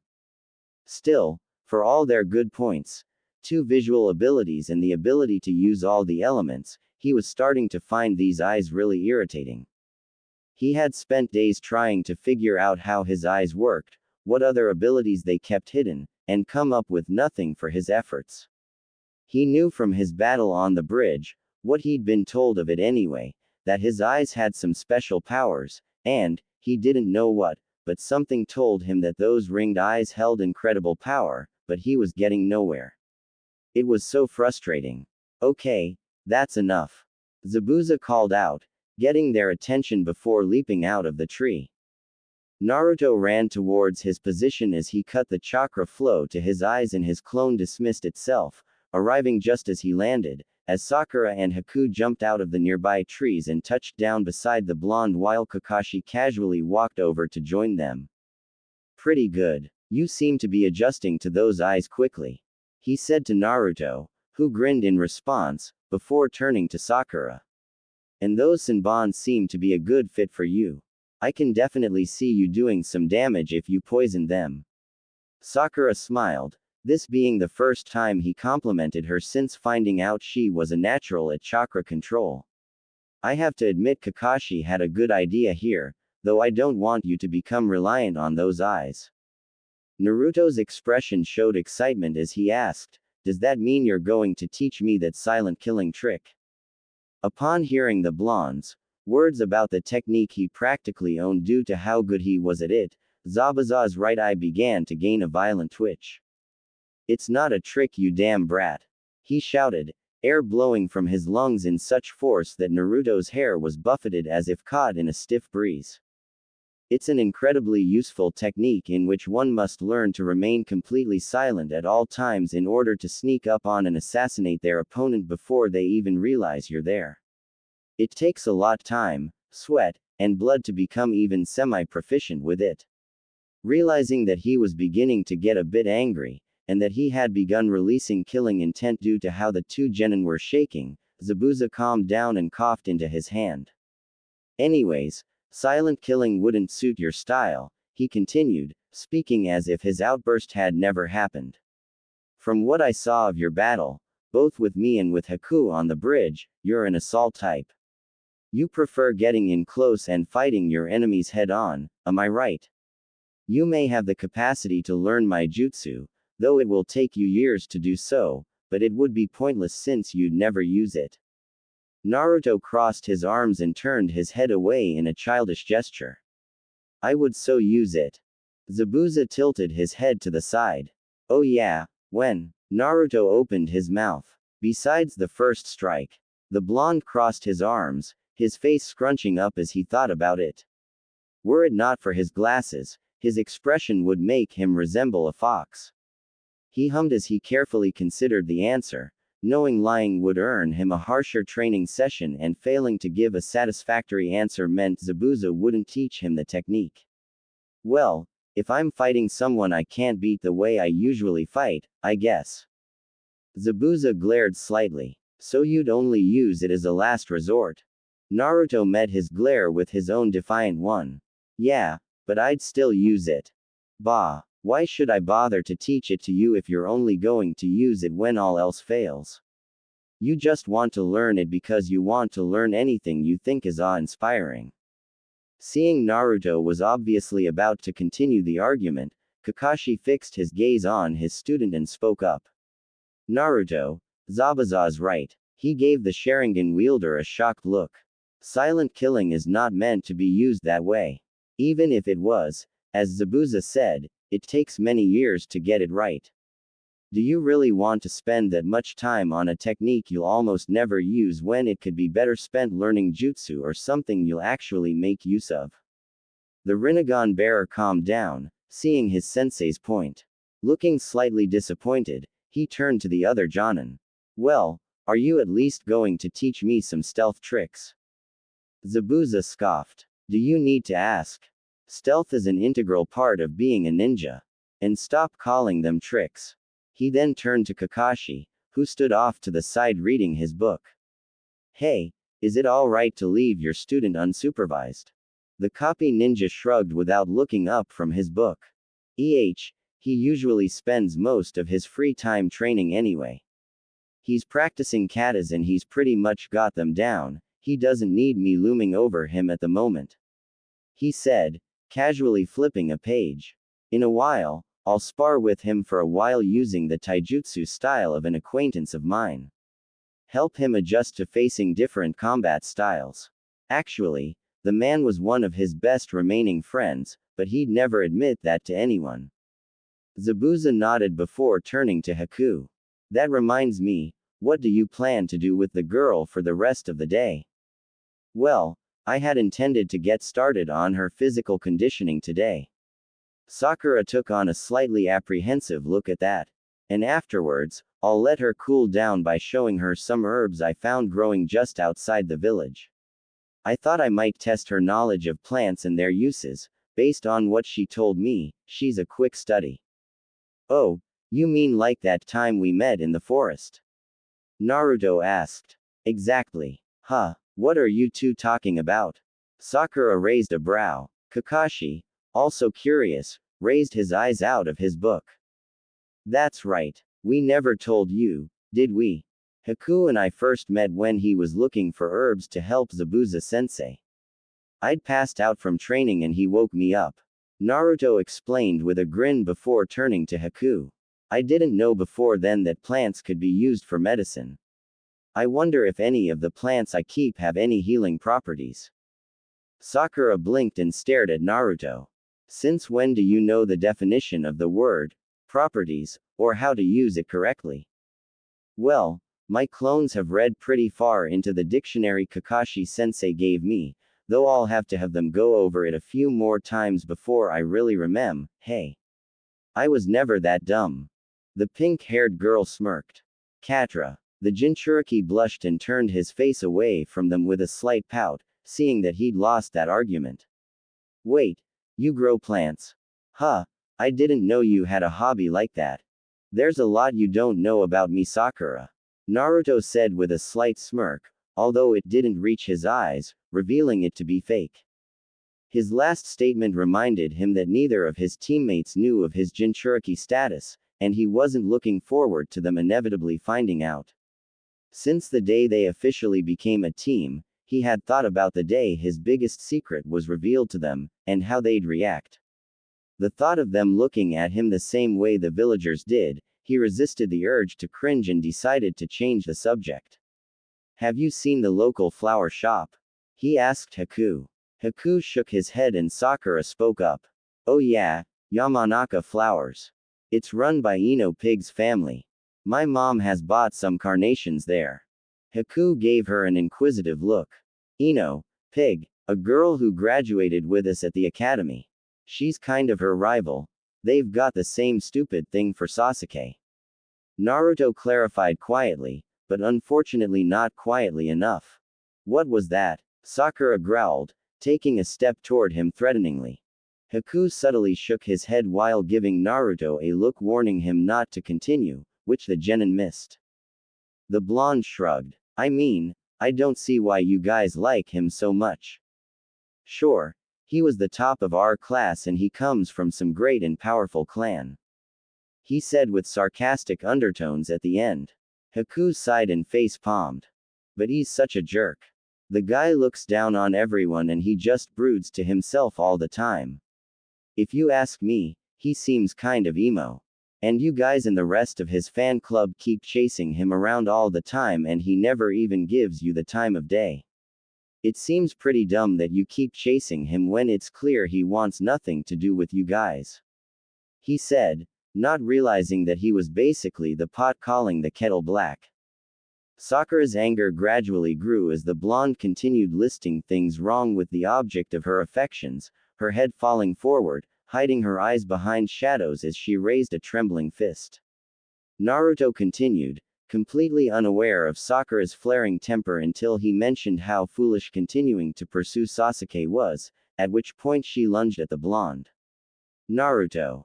The Rinnegan bearer finally took notice, far too late, of his teammate's growing ire. His eyes shot open as he saw her charge at him, her fist pulled back in preparation to strike him with all her might, her eyes literally burning with rage. Terror consumed him as he recalled the other times he'd managed to anger her this much. Thanks to his recent training, he was able to dodge her first strike, barely. He leapt to the side as the pink-haired Kunoichi brought her fist down. He immediately ran when her fist, filled with pure, annoyed feminine fury, dug into the ground several inches and cracks spread around it. Not wasting a moment, she quickly began pursuing the blonde. Sakura. I get it, you're mad. Please calm down. Naruto yelled at the irate Kunoichi as he dodged another blow. Come on. It was a mistake. I didn't mean it. Shut up and take your punishment like a man. Sakura yelled as she closed in on him. Haku's sweat dropped while Zabuza let out a laugh at the spectacle. Kakashi simply glanced up from his book for a moment before returning to it, having seen this type of situation multiple times before from those two. Wow, so I guess Pinky has some fight in her after all. The masked Jonin commented. Yes, Sakura has quite the temper, and Naruto tends to wind up on the receiving end of it most of the time. Kakashi answered. I can see that, Zabuza said, evaluating the damage her attacks caused. The observers wished the blonde luck, knowing enough not to try to get between an enraged female and her target. Over the course of the next few minutes, the training ground became littered with spider web cracks, both on the ground and the trees, some of which had chunks of the sides missing as Naruto struggled to avoid Sakura's attacks. Finally, the blonde, with his back up against a tree, waved his arms in front of him as Sakura's fist neared his head. With an anger-filled cry, she struck him on the upper left side of his head, sending Naruto flying to the ground hard enough to leave a small groove in the dirt. He laid there on the ground, a large lump growing from his head where he had been struck. Zabuza chuckled and shook his head as Haku helped the blonde up before his brow furrowed. Wait, you said, Yamanaka, the Yamanaka clan runs the place. Naruto rubbed the lump on his head as he looked at the former mist ninja. Yeah, why, have you heard of them? Are you kidding? They're a major clan of your village. They specialize in jutsu related to the mind and are known to be experts in intelligence gathering and espionage.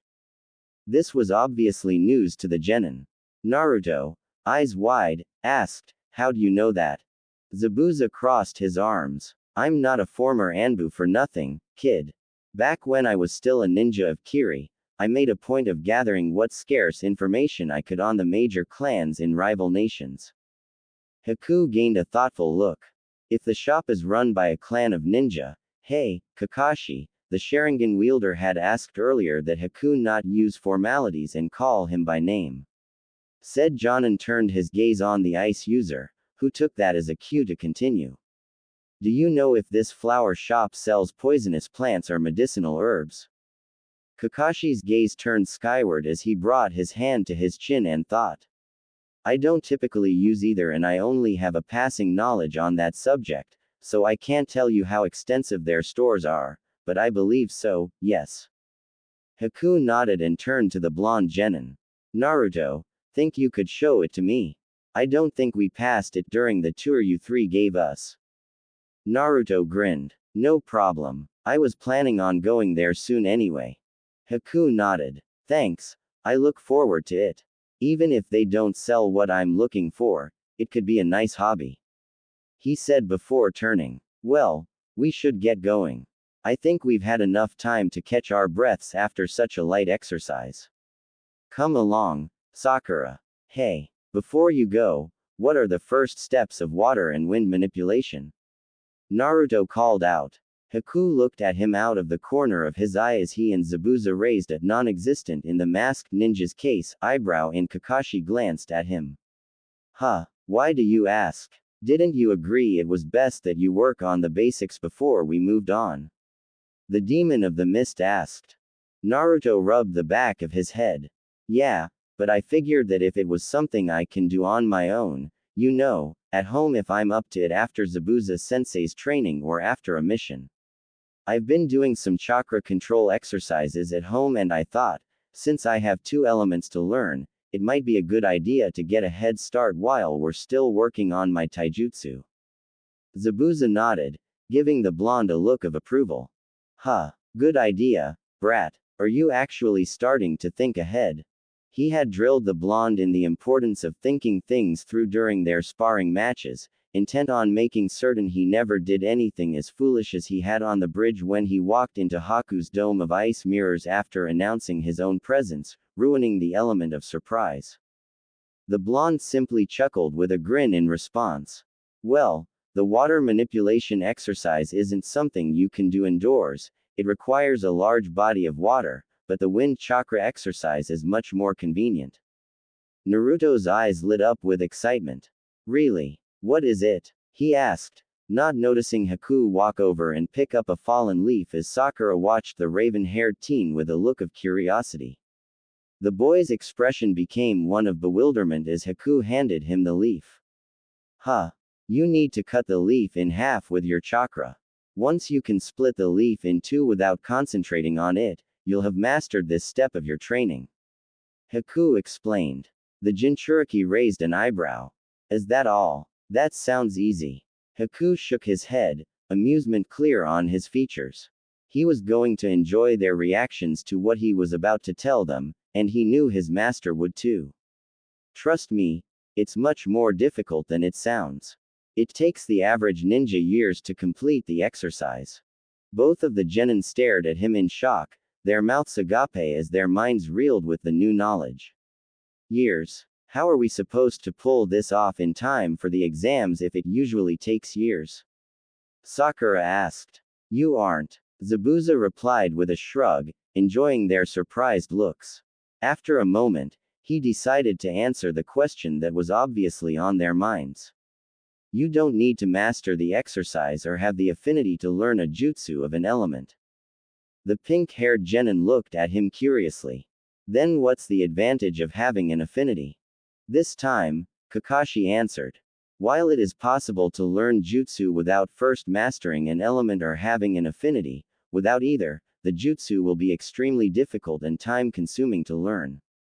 On top of that, it'll be relatively weak and ineffective and cost far more chakra than it should. It would take at least half a decade before you were able to use it at the same level that you could if you had an affinity and a full decade to master the element. Why waste that much time when you could focus on the element you have a predisposition for? Then you can use the jutsu effectively from the moment you learn it and master it in less than half the time. The two genin absorbed this information briefly before something occurred to Sakura. Wait, then how's Sasuke use fire jutsu? He has the lightning affinity, doesn't he? Kakashi shrugged. The Uchiha all have a predisposition towards the fire element. Sasuke's primary affinity is for lightning, but he likely has a minor affinity for fire that was overpowered by his lightning affinity. His gaze fell back to his book. Besides, we don't know when he learned his fire jutsu. He's been practicing it for who knows how long.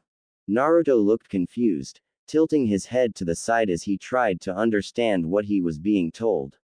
If that was the case, why were they wasting time by not skipping straight to the techniques? He really wanted to start learning the techniques like the ones he'd seen his sensei and Zabuza use in Wave. Then why are we even bothering with the exercises?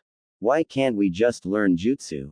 Well, first of all because the more experience you have with the element and the further along with the exercise you are, the easier it'll be to use the jutsu and the more powerful they'll be.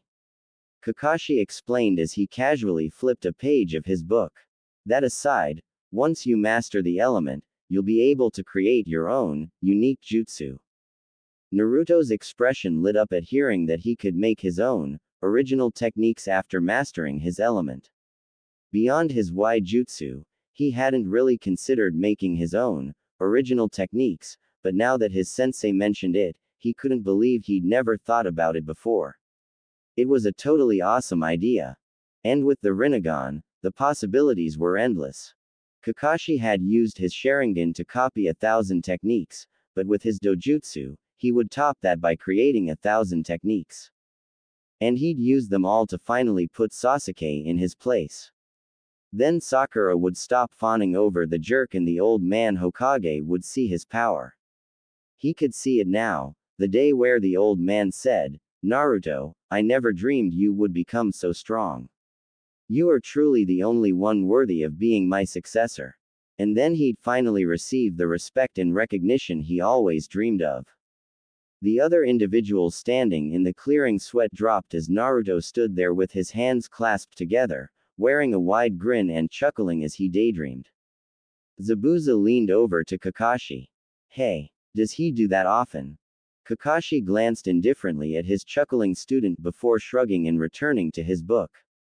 Occasionally. He's just having a daydream, it'll pass in a minute. After a few moments, Naruto's mind returned to the real world. He had the dignity to look embarrassed, rubbing his head and smiling sheepishly as he apologized. Are you done? The sword-wielding Jonin asked with a raised non-existent brow. Yeah, Naruto replied, deciding it a good idea to get back on topic to avoid further embarrassment. Anyway, forget years, I'll have both these elements mastered by the end of this year. He said, smirking confidently as he balled his hand into a fist and punched to his open left palm. Good to see training under me hasn't dulled your enthusiasm. Zabuza commented, thinking to himself that he'd probably pull it off if he used his clones to accelerate his training. And I see you were smart enough to ask while Haku was still here. Naruto nodded. Yeah, I figure it'd be better to ask Haku, since he actually uses the wind element. So, got any tips before I get started? The only advice I can give you is to remember that when manipulating wind-natured chakra, you need to imagine splitting the chakra in two and rubbing them together, sharpen the edges of the chakra as much as you can and make it as thin as possible, then compress the two halves together. Haku replied. The rest is a matter of experience. Got it. So, what can I do with the wind element exactly? Any good jutsu you can think of. Haku looked slightly sheepish. Well, to be honest, I don't actually know any wind jutsu. Both of the genin looked shocked as they turned to Zabuza, while Kakashi gave him an impassive glance. The sword-wielding Jonin shrugged. What? I'm not exactly well versed in wind jutsu and we didn't have access to any village's library. Where was he supposed to learn them from? I knew enough to help him get a handle on manipulating wind chakra for his ice style, but that's it. He said before supping his chin in thought. Although, I may want to look into that, and not just for Haku. Lightning's one of my biggest weaknesses right now and the wind element would help even the odds against a skilled lightning user. At the very least, I should learn wind chakra flow. He thought to himself. Given that it wasn't his affinity and he'd waited so long, it would take at least half a year before he was able to pull that off, but it could be useful someday.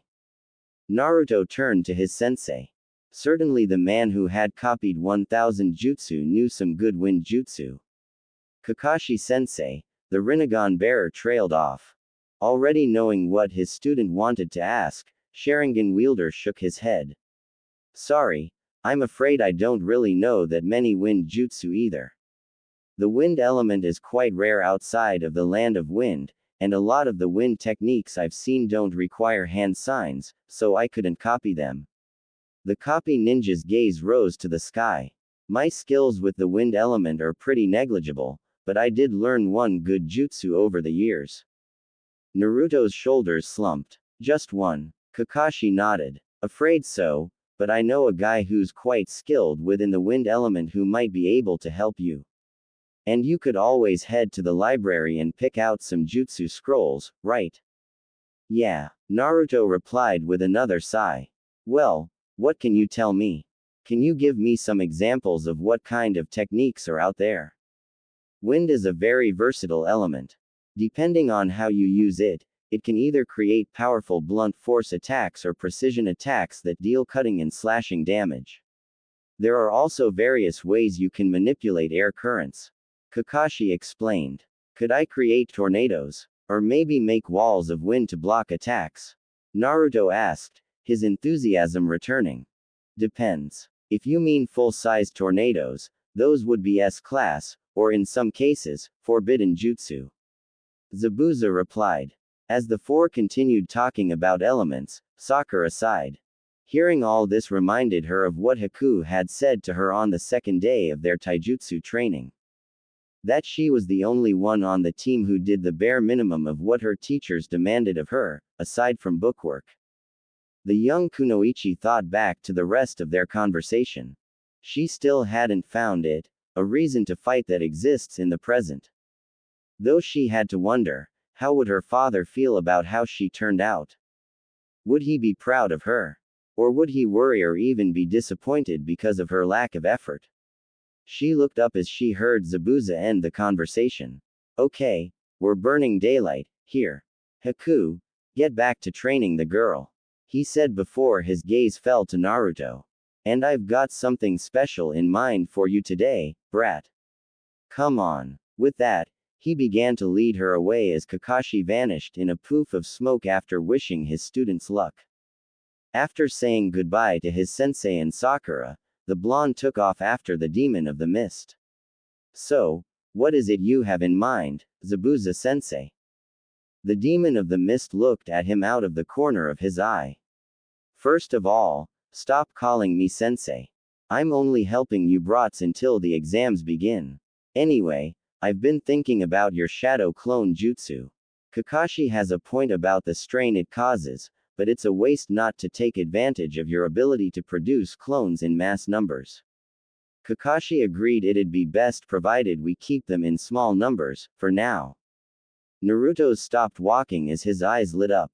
You mean you're going to let me use my clones to train hundreds of times faster? He'd already secretly been using his clones to speed up his chakra control training outside of their sessions. He was dying to push it to the limit and see just how fast he could progress with them. I said, small numbers, brat. I was thinking more like 30. You should be able to handle that well enough. Naruto jumped into the air. All right, I'll be the strongest ninja who ever lived in no time. Quiet. Would it kill you to learn some restraint? Zabuza questioned, causing the blonde to immediately stop. That's something else we'll have to work on.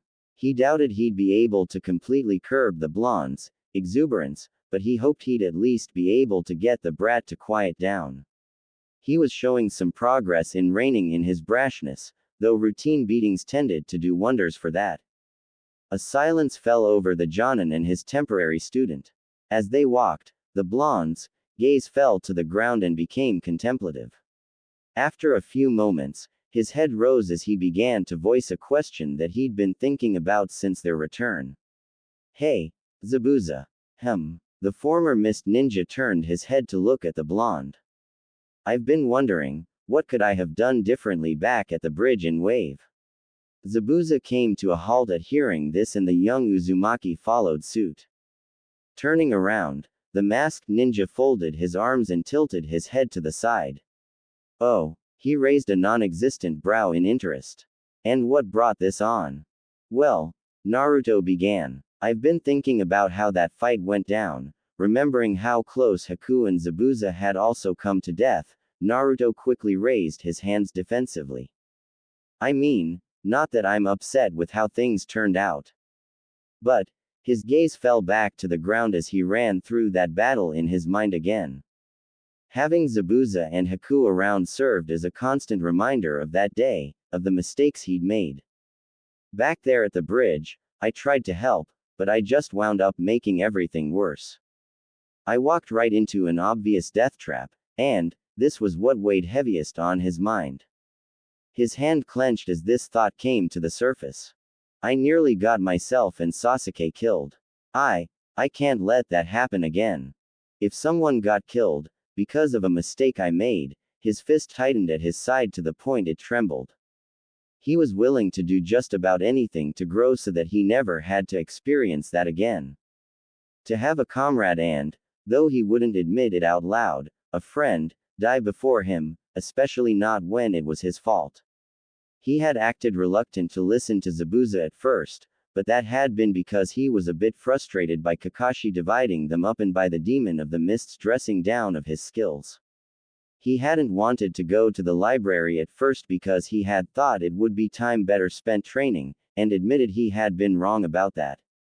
After a few moments of silence, Zabuza closed his eyes. Well, it's good to know that you acknowledge your mistakes and are trying to grow from them. He began. I hope you realize it's unrealistic to think that, no matter how much you grow, that you'll be able to save everyone. Seeing Naruto look up at him, he continued. To do that, you'd have to be perfect. And no matter how many fools out there seek it or make that claim, no one can be perfect. You won't always be able to protect everyone you want to, and no matter how much you grow, you will make mistakes. Yeah, I know. Naruto finally replied, having thought about this for a long time, before his eyes hardened in determination behind his sunglasses.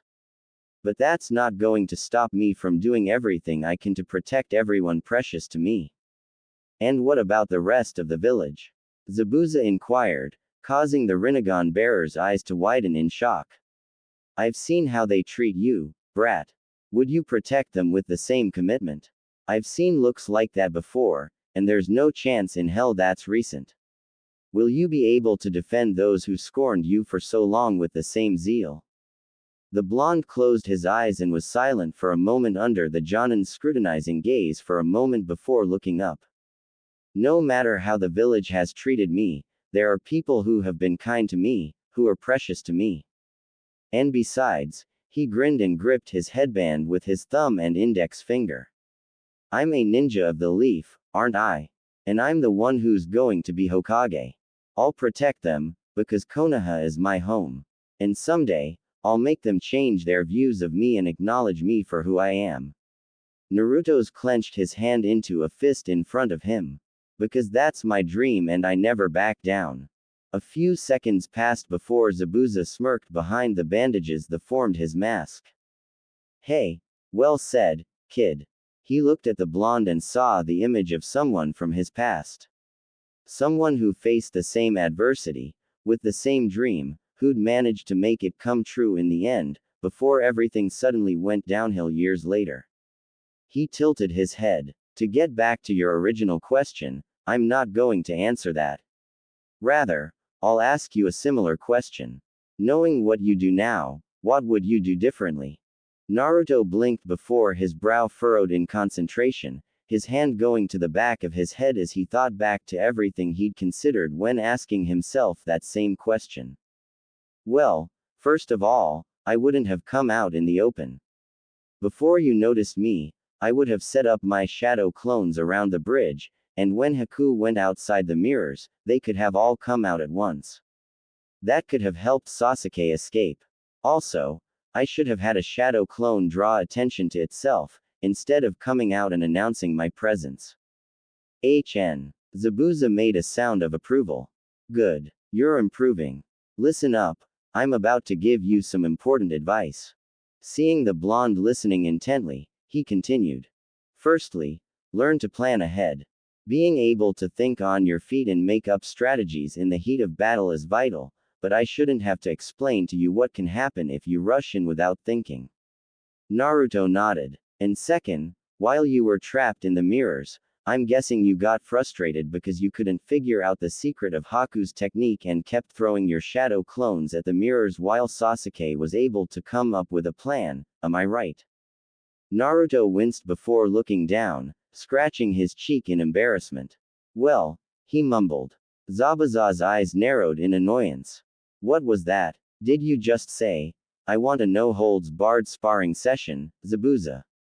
Naruto jerked his head back up in terror. No. Then answer the question.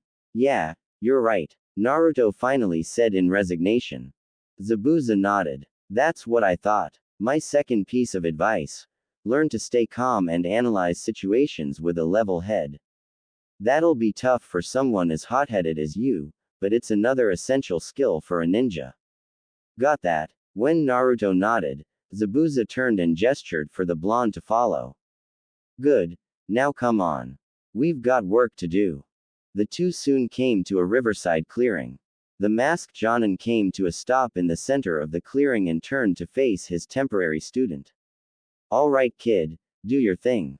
And make sure the clones have enough chakra to replace themselves a few times. Got it. Naruto made a familiar, cross-shaped hand sign. Shadow clone jutsu. A cloud of smoke burst into existence, and when it cleared, 30 Naruto clones stood behind the real blonde. Okay, listen up. The swordsman stated to the group. I want 20 of you to start gathering leaves. Half of those that do are to hold them to their bodies with chakra while standing on the water to improve your control. At first, I'd planned to leave it at that, but you raised a good point about the elements. Besides, the Uchiha brat's already got a handle on one of his elements and the girl has near perfect control, so you've got the most work ahead of you. Your remaining clones will divide into 2 groups of 10, focusing on either wind or water. He ordered before making the tiger hand sign, causing 2 masses of water to rise out of the river, forming clones. My clones will oversee your efforts, now hop to it. The clones quickly divided into their groups and dashed out of the clearing. Being the only one left, the original turned to Zabuza with a questioning look on his face. And what am I going to do? A sadistic grin broke out under Zabuza's mask, setting off alarm bells in the Jinchuriki's mind. Glad you asked, brat.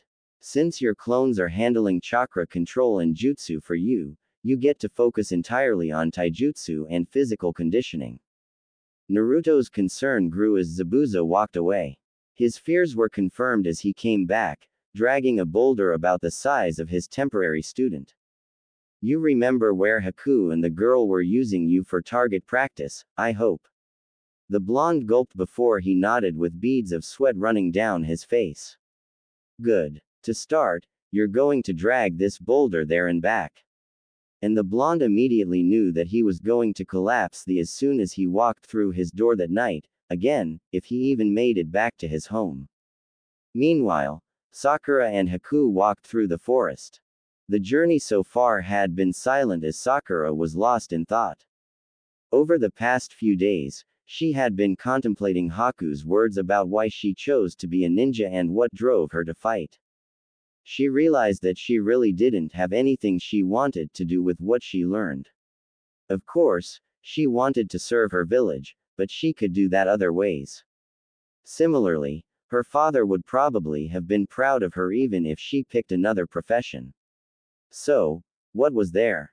She wasn't the type who strived to better herself just because either, at least not unless it involved hitting the books. Haku turned to look at her as he raised a branch out of his path. May I ask what you're thinking of? The pink-haired girl stopped in her tracks, a shocked expression covering her features before her gaze fell to the ground. I was just thinking of what you told me earlier. You know, about my reasons for fighting and getting stronger. She replied with uncertainty. I still haven't found anything. The teen smiled at her. Don't worry. Although it would be better to find motivation sooner than later, these things take time. Sakura just sighed. Have you thought about what I said about Naruto? Sakura's eyes returned to his face at that. Sakura huffed and crossed her arms. I was thinking about it, but he deserved it that time. I'll admit, he did kind of bring it on himself back there. Haku admitted with a sigh as he turned to face her. But you know, he may have had a point. Sakura threw a glare at the ice user. What's that supposed to mean? Are you going to tell me my pursuit of true love is stupid too? Haku raised his hands in a placating gesture. No, nothing like that. I mean, maybe you're going about it the wrong way. The kunoichi's expression turned to curiosity, but retained a hint of her anger. Seeing she was interested in what he had to say, he continued. From what I've seen, you throw yourself at him constantly, and I assume it has been this way since you first developed your crush on him. It's not just a crush. Sakura insisted before sighing and directing her head toward the ground. But yeah, I've tried everything to get his attention. I've been obvious, subtle, given him gifts, and I always make sure he knows how amazing I think he is, but he's never shown the least bit of interest. That's why I said he may have had a point. Sakura looked up at him in confusion. Sakura, I take it from Naruto's comment about a fan club that you and this Ino aren't the only ones that pursue Sasuke. Has he ever responded positively to any attempts to gain his attention from any of you? Sakura searched through her memories for any such occurrence. It didn't take long, as that wouldn't be something she'd forget. Well, no. Now, how do you feel when Naruto asks you out, even though you've already turned him down? Sakura's brow furrowed. It's annoying. He keeps bugging me over and over again even when I keep turning him down. I mean, why can't he just take a hint? I'll admit, there are times when he's not so bad, and his pranks are funny as hell. Her inner self added. Of course, she'd never say that out loud. But I don't think I could ever like him like that. Besides, he should be able to tell that I like Sasuke. Haku nodded. As I thought. Now, do you see my point? Seeing Sakura's confused expression, he sighed and explained. Sakura, some people don't like being fawned over, no matter how kind or flattering the praise is. Has it ever occurred to you that Sasuke might find your pursuits as annoying as you find Naruto's? Sakura froze, her eyes wide with horror. The thought had never occurred to her that Sasuke could find her attempts to be irritating in any way. She had forgotten that time he called her annoying after they had been officially made a team. But, that can't, she stuttered as she tried to think of anything to refute Haku's statement, but found she couldn't. Perhaps it would be better if you toned down your attempts to win his affection a bit. Haku suggested, causing the pink-haired girl to look up at him. I don't mean stop completely, but just let him know you care. Praise him when he really deserves it, not just because or over something small, and maybe you'd have a better chance. Sakura was quiet as she thought about it for a few moments. As much as she hated to admit it, he could have a point. If Sasuke found her as annoying as Naruto, then she really would have to change tactics. After about half a minute, she finally said, I guess I have nothing to lose. After a few moments, her eyes rose to Haku again. I know you've been trying to improve the way Naruto acts. Why are you helping us with this? Haku shrugged. I simply wish to see you function as a team more cohesively. And from what I gather, Naruto never had anyone to teach him how not to act, so I thought I might help him with it. Is that a good enough answer? He replied and she nodded. All right, then come along. He said as he turned, raising the branch before him out of his way and leading her through the forest. All was quiet as the pink-haired girl was once more lost in thought, which now focused on her interactions with her teammates. Though soon, her mind wandered back to the present and she began to grow curious about where Haku was leading her. Just as curiosity was about to get the better of her and she was going to ask again, the sound of running water reached her ears. Haku smiled as he heard the sound. Ah, we're getting close. Sakura found herself getting worried. The sound of violent, rushing water was growing louder as they approached. Where exactly are we going? Haku turned his head just enough to look at her out of the corner of his eye. Just be patient, Sakura. We'll be there soon.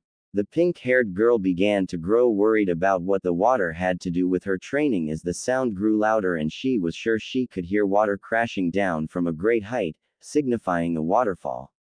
Soon, Sakura looked on with wide eyes as they stood at the edge of a river that fed into a waterfall. The water before her white due to the rapid, turbulent flow, splashing violently against the rocks and dipping and churning in various places. Perfect. Just as Kakashi-san said. Sakura turned to him, fear clear in her expression. Haku. Just what are you planning? Haku turned to his temporary student. Simple. The first of those exercises I mentioned earlier. Due to the resistance of the water, swimming, especially against a current, is a good way to build up muscular endurance. Sakura paled, staring at him with wide eyes as she pointed at the violent, churning water. You're going to have me swim in that? Haku shook his head. Of course not. That would be far too much. Sakura breathed a sigh of relief before he continued. We'll be going upstream, to the area just before the water turns white. Sakura cast him a fearful look. That's not much better. Can't we just go to where the water's calmer? Or maybe a pool somewhere? She asked hopefully. The ice user sighed. Sakura, I know this probably seems harsh to you, but this is the best way for you to improve quickly. From what I've been told, the Chunin exams will likely have several exceptional ninja participating in it. On top of that, there are no rules against killing during the combat portion and some genin, either on their own or under orders from their village, take it as an opportunity not only for advancement, but to eliminate outstanding ninja of rival villages. There is a possibility